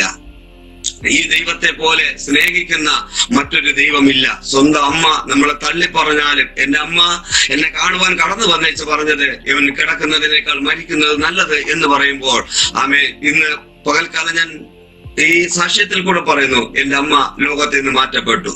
പക്ഷെ ഞാൻ ഇന്ന് ജീവനോടെ എന്റെ ദൈവം എന്നെ നിർത്തിയിരിക്കുന്നു. എന്റെ സഹോദരങ്ങളെ എല്ലാവരും എന്നെ വെറുത്തു. അതേ വെറുത്ത സ്ഥലത്ത് എന്റെ ദൈവം എന്നെ ഇന്നും അവരുടെ നടുവില് സന്തോഷത്തോടെ ആരൊക്കെ എന്നെ വെറുത്തോ അവരുടെയൊക്കെ വീട്ടിൽ ചെന്ന് പ്രാർത്ഥിക്കുവാൻ, അവരെയൊക്കെ ക്രിസ്തുവിലാക്കി മാറ്റുവാൻ സ്വർഗത്തിലെ ദൈവം എനിക്ക് ഭാഗ്യം തന്നു. ആ ദൈവ സ്നേഹത്തില് ദൈവം എന്നെ നടത്തുന്നുണ്ട്. ദൈവത്തിന്റെ സന്തോഷത്തിൽ എന്നെ നടത്തുന്നുണ്ട്. എന്റെ ജീവിതത്തിൽ മുൻകാലത്തിൽ എന്തെല്ലാം നഷ്ടപ്പെട്ടു പോയോ അതെല്ലാ സൗഭാഗ്യങ്ങളും എന്റെ ദൈവം എനിക്ക് തിരിച്ചു തന്നു. എന്തുകൊണ്ടെന്നാൽ എന്റെ ജീവിതത്തിനകത്ത് സമാധാനമില്ലായിരുന്നു. യേശു എന്റെ ജീവിതത്തിൽ വന്നപ്പോ ഭയങ്കരമായ സമാധാനമുണ്ടായി. എന്റെ കുടുംബത്തിനകത്ത് സ്വസ്ഥതയില്ലായിരുന്നു. എവിടെ പോയി ആ സ്വസ്ഥത കിട്ടുമെന്ന് ഓടി നടന്ന എന്റെ ജീവിതത്തിനകത്ത് യേശു എന്റെ കുടുംബത്തിനകത്ത് വന്നപ്പോ ഭയങ്കരമായ സ്വസ്ഥത സ്വസ്ഥതയുണ്ടായി. എന്നെ വെറുക്കപ്പെട്ട എന്റെ നാട്ടുകാർ, എന്റെ വീട്ടുകാർ എന്നെ ചേർത്ത് പിടിക്കുവാൻ മുഖാന്തരങ്ങളായി തീർന്നു. അതിന്റെ യേശുവിന്റെ ജീവിതത്തിൽ വന്നതിന് ശേഷമാണ്. യേശുവിന്റെ ജീവിതത്തിൽ വന്നതിന് ശേഷമാണ് കാണുന്ന സൗഭാഗ്യങ്ങളെല്ലാം. 3 സെന്റ് സ്ഥലത്തിൽ നിന്നും 7 സെന്റ് സ്ഥലവും ഒരു വീടും ദൈവം തരുവാൻ ഭാഗ്യം എനിക്ക് ദൈവം തന്നു. ചർച്ച് പണിയുവാൻ പ്രത്യേകം 4 സെന്റ് സ്ഥലവും ചർച്ചും പണിതുകൊണ്ടിരിക്കുന്നു. അതിന്റെ പണി ഇനിയും കുറച്ച് ഘട്ടം കൂടി ഉണ്ട്. എന്നാൽ കൃപയാല് ഏതാണ്ട് 50 പേർക്ക് ഇരുന്ന് ആരാധിക്കേണ്ട ഒരു ആലയം ചെറുത് പണിയുവാൻ സ്വർഗത്തിലെ ദൈവം ഭാഗ്യം തന്നു. അതിന്റെ ബാക്കിലോട്ട് ഞങ്ങള് അടുത്ത ബേസ്മെന്റ് ഇട്ടിരിക്കുന്നു, അടുത്ത് പണിയുവാൻ വേണ്ടി. എന്ന് വെച്ചാൽ കർത്താവ് പറഞ്ഞു, നിന്റെ ഞെരുക്കത്തെ ഞാൻ വിശാലതയാക്കി മാറ്റും. അപ്രകാരം എഫേസിന്റെ അതിരുവരമ്പുകളെ വിശാലത വരുത്തിയ കർത്താവ് നമ്മളെ അതിരുവരമ്പുകളെ വിശാലത വരുത്തുവാൻ ശക്തനായ ദൈവമാണ്. എന്തുകൊണ്ടെന്നാൽ നസറത്തിലെ ആശാരി പൊളിക്കുന്ന ദൈവമല്ല, അവൻ പണിയുന്ന ദൈവമാത്രേ. ആമേൻ, സ്തോത്രം. ഏത് പൊളിഞ്ഞു കിടക്കുന്ന അവസ്ഥയിൽ ഈ സാക്ഷി കേൾക്കുന്നുവോ, ഏത് വേദനപ്പെട്ടിരുന്നു കൊണ്ട് ഈ സാക്ഷി കേൾക്കുന്നുവോ, ആ കുടുംബത്തിനകത്ത് പരിശുദ്ധാത്മാവാൻ ദൈവം ഇന്നു മുതല് ഒരു പണി ആരംഭിക്കുന്ന പകലായി തീരട്ടെ. ഇത് അനേകരുടെ ചെവിയിൽ എത്തുമ്പോൾ, അനേകരത് കേൾക്കുമ്പോൾ അനേകർക്ക് രൂപാന്തരം ഉണ്ടാകട്ടെ, അനേകർക്ക് മാനസാന്തരം ഉണ്ടാകട്ടെ, അനേകരുടെ പേര് നിത്യജീവന്റെ പുസ്തകത്തിൽ എഴുതി ചേർക്കട്ടെ. ഞാനൊരു കാര്യം പറയട്ടെ, ഞാൻ അനേക ദേശങ്ങളിൽ കടന്നു പോകണമെന്നൊക്കെ ഞാൻ ദൈവത്തോട് പ്രാർത്ഥിക്കാറുണ്ട്. എന്നെയും എന്റെ പ്രിയപ്പെട്ടവൾ, എന്റെ ഭാര്യയുടെ പേര് അമ്പിളിയാണ്. എന്റെ കുഞ്ഞുങ്ങളുടെ പേര് ഒന്ന് അഭിലാഷ്, ഒന്ന് അഭിജിത്ത്, 2 മരുമക്കളുണ്ട്, 3 കൊച്ചുമക്കളുണ്ട്. ഞങ്ങളെ സന്തോഷമായി യേശുവിനെ അറിഞ്ഞതിന് ശേഷമാണ് ഈ സന്തോഷം ഞങ്ങളുടെ ജീവിതത്തിൽ ഉണ്ടായത്, ഈ സമാധാനം ഞങ്ങളുടെ ജീവിതത്തിൽ ഉണ്ടായത്. അനേകര് ഞങ്ങളെ തള്ളിയവര് ഞങ്ങളെ ചേർത്ത് പിടിക്കുന്ന ഒരു കാലഘട്ടമാണ് ഈ കാലഘട്ടം. കർത്താവിന്റെ വേലയിൽ ഇനി അനേക സ്ഥലങ്ങളില് എവിടെയെല്ലാം കർത്താവ് അയക്കുന്നുവോ അവിടെ എല്ലാം കർത്താവിന്റെ സാക്ഷിയായി തീരണമെന്ന് പ്രാർത്ഥിച്ചു കൊണ്ടിരിക്കുന്നു. കർത്താവ് അയക്കുന്ന സ്ഥലത്തെല്ലാം വിശ്വസ്തയോടുകൂടെ നിൽക്കുവാൻ സ്വർഗത്തിലെ ദൈവം ഭാഗ്യം തരണമേ എന്ന് ദൈവത്തോട് പ്രാർത്ഥിക്കാറുണ്ട്. എന്തുകൊണ്ടെന്നാൽ അന്ത്യകാലത്ത് ഞാൻ സകല ജഡത്തിന്റെ മേലും എന്റെ ആത്മാവിനെ പകരും. നിങ്ങളുടെ പുത്രിമാരും പുത്രന്മാരും പ്രവചിക്കും, നിങ്ങളുടെ യൗവനക്കാർ ദർശനങ്ങൾ ദർശിക്കും. ആ നാളിൽ എന്റെ ദാസന്മാരുടെ മേലും ദാസിമാരുടെ മേലും എന്റെ ആത്മാവിനെ പകരും. ദൈവത്തിന്റെ ആത്മാവിനെ കൈക്കൊള്ളുന്നവൻ സ്വർഗരാജ്യത്തിന് അവകാശികളായി തീരും. അപ്രകാരം ഈ സാക്ഷി കേട്ടുകൊണ്ടിരിക്കുമ്പോൾ തന്നെ അനേകര് ക്രിസ്തുവിലേക്ക് പിന്മാറ്റത്തിലിരിക്കുന്നവർ മടങ്ങി വരുന്ന ഒരു അനുഭവമായി തീരട്ടെ. എല്ലാരെയും ദൈവം അനുഗ്രഹിക്കട്ടെ എന്ന് പറഞ്ഞുകൊണ്ട് ഞാൻ ഈ എളിയ സാക്ഷിയെ ഇവിടെ നിർത്തുന്നു.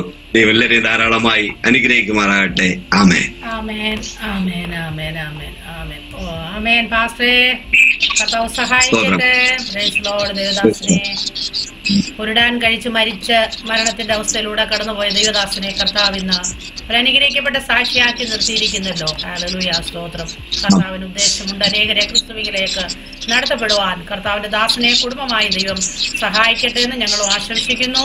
കർത്താവിന്റെ ദാസന്റെ ഹൃദയത്തിന്റെ ആഗ്രഹങ്ങളെ പോലെ കർത്താവ് അയക്കുന്ന അനേക സ്ഥലങ്ങളിൽ കടന്നു പോകുവാന് പരിശുദ്ധാത്മാവ് സഹായിക്കട്ടെ എന്നും ആശംസിക്കുന്നു. ഓക്കെ പാസ്റ്റേ, കർത്താവ് സഹായിക്കട്ടെ. ദൈവസന്നിധിയിൽ 1 മിനിറ്റ് പ്രാർത്ഥിച്ചാട്ടെ. ഹല്ലേലൂയ, സ്തോത്രം. പ്രാർത്ഥിച്ചാട്ടെ.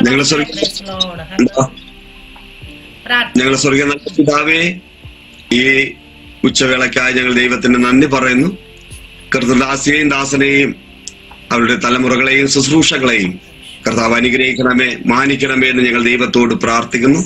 ഈ സാക്ഷി എത്തുന്ന കരങ്ങളിലൊക്കെയും ദൈവത്തിന്റെ വലിയ പ്രവൃത്തി ആമേ വെളിപ്പെടുമാറാകണമേ എന്ന് ഞങ്ങൾ ദൈവത്തോട് പ്രാർത്ഥിക്കുന്ന കർത്താവേ. ആമേൻ. വചനം പറയുന്നല്ലോ, ഒരുവന്റെ സാക്ഷി മറ്റൊരുവന് ഉളവാവുമെന്ന് തിരുവചനം പഠിപ്പിക്കുമ്പോൾ കർത്താവേ, ഈ സാക്ഷി അനേകർക്ക് ഒരു വിടുതലായി തീരുവാൻ, ആമേ വേദനയോടെ ഇരിക്കുന്നവരുടെ വേദന മാറുവാൻ, പ്രശ്നത്തിലിരിക്കുന്നവരുടെ പ്രശ്നങ്ങൾ മാറുവാൻ, പ്രതിസന്ധികളിൽ ഇരിക്കുന്നവർ പ്രതിസന്ധികൾ വിട്ടുമാറി ആമേ സ്തോത്ര വിഗ്രഹാരാധനകൾ വിട്ടൊഴിഞ്ഞ് ആമേൻ ഈ ദൈവമാണ് നല്ല ദൈവമെന്ന് ആമേ സ്തോത്രങ്ങളിലെ മുറുകെ പിടിക്കുക. യേശുവിനെ മതി എന്ന് പറഞ്ഞ അനേകർ ആമേൻ ക്രിസ്തുവിന്റെ അരികിലേക്ക് ചേർന്ന് വരുവാൻ സ്വർഗത്തിലെ പരിശുദ്ധി ആത്മാവ് സഹായിക്കണമേ എന്ന് ഞങ്ങൾ ദൈവത്തോട് പ്രാർത്ഥിക്കുന്ന കർത്താവെ. ഇതുവരെയും അവസരം തന്ന കർത്താവിന്റെ ദാസിയോടും ദാസനോടും കുഞ്ഞുങ്ങളോടും സഭയോടുമുള്ള നന്ദിയും ഈ സമയം അറിയിപ്പിച്ചു കൊണ്ട് ആമേൻ സ്തോത്രങ്ങളിലെ ദൈവകരത്തിലേക്ക് ഞങ്ങൾ ഏൽപ്പിക്കുന്നു. യേശുവിൻ നാമത്തിൽ തന്നെ പിതാവേ, ആമേൻ.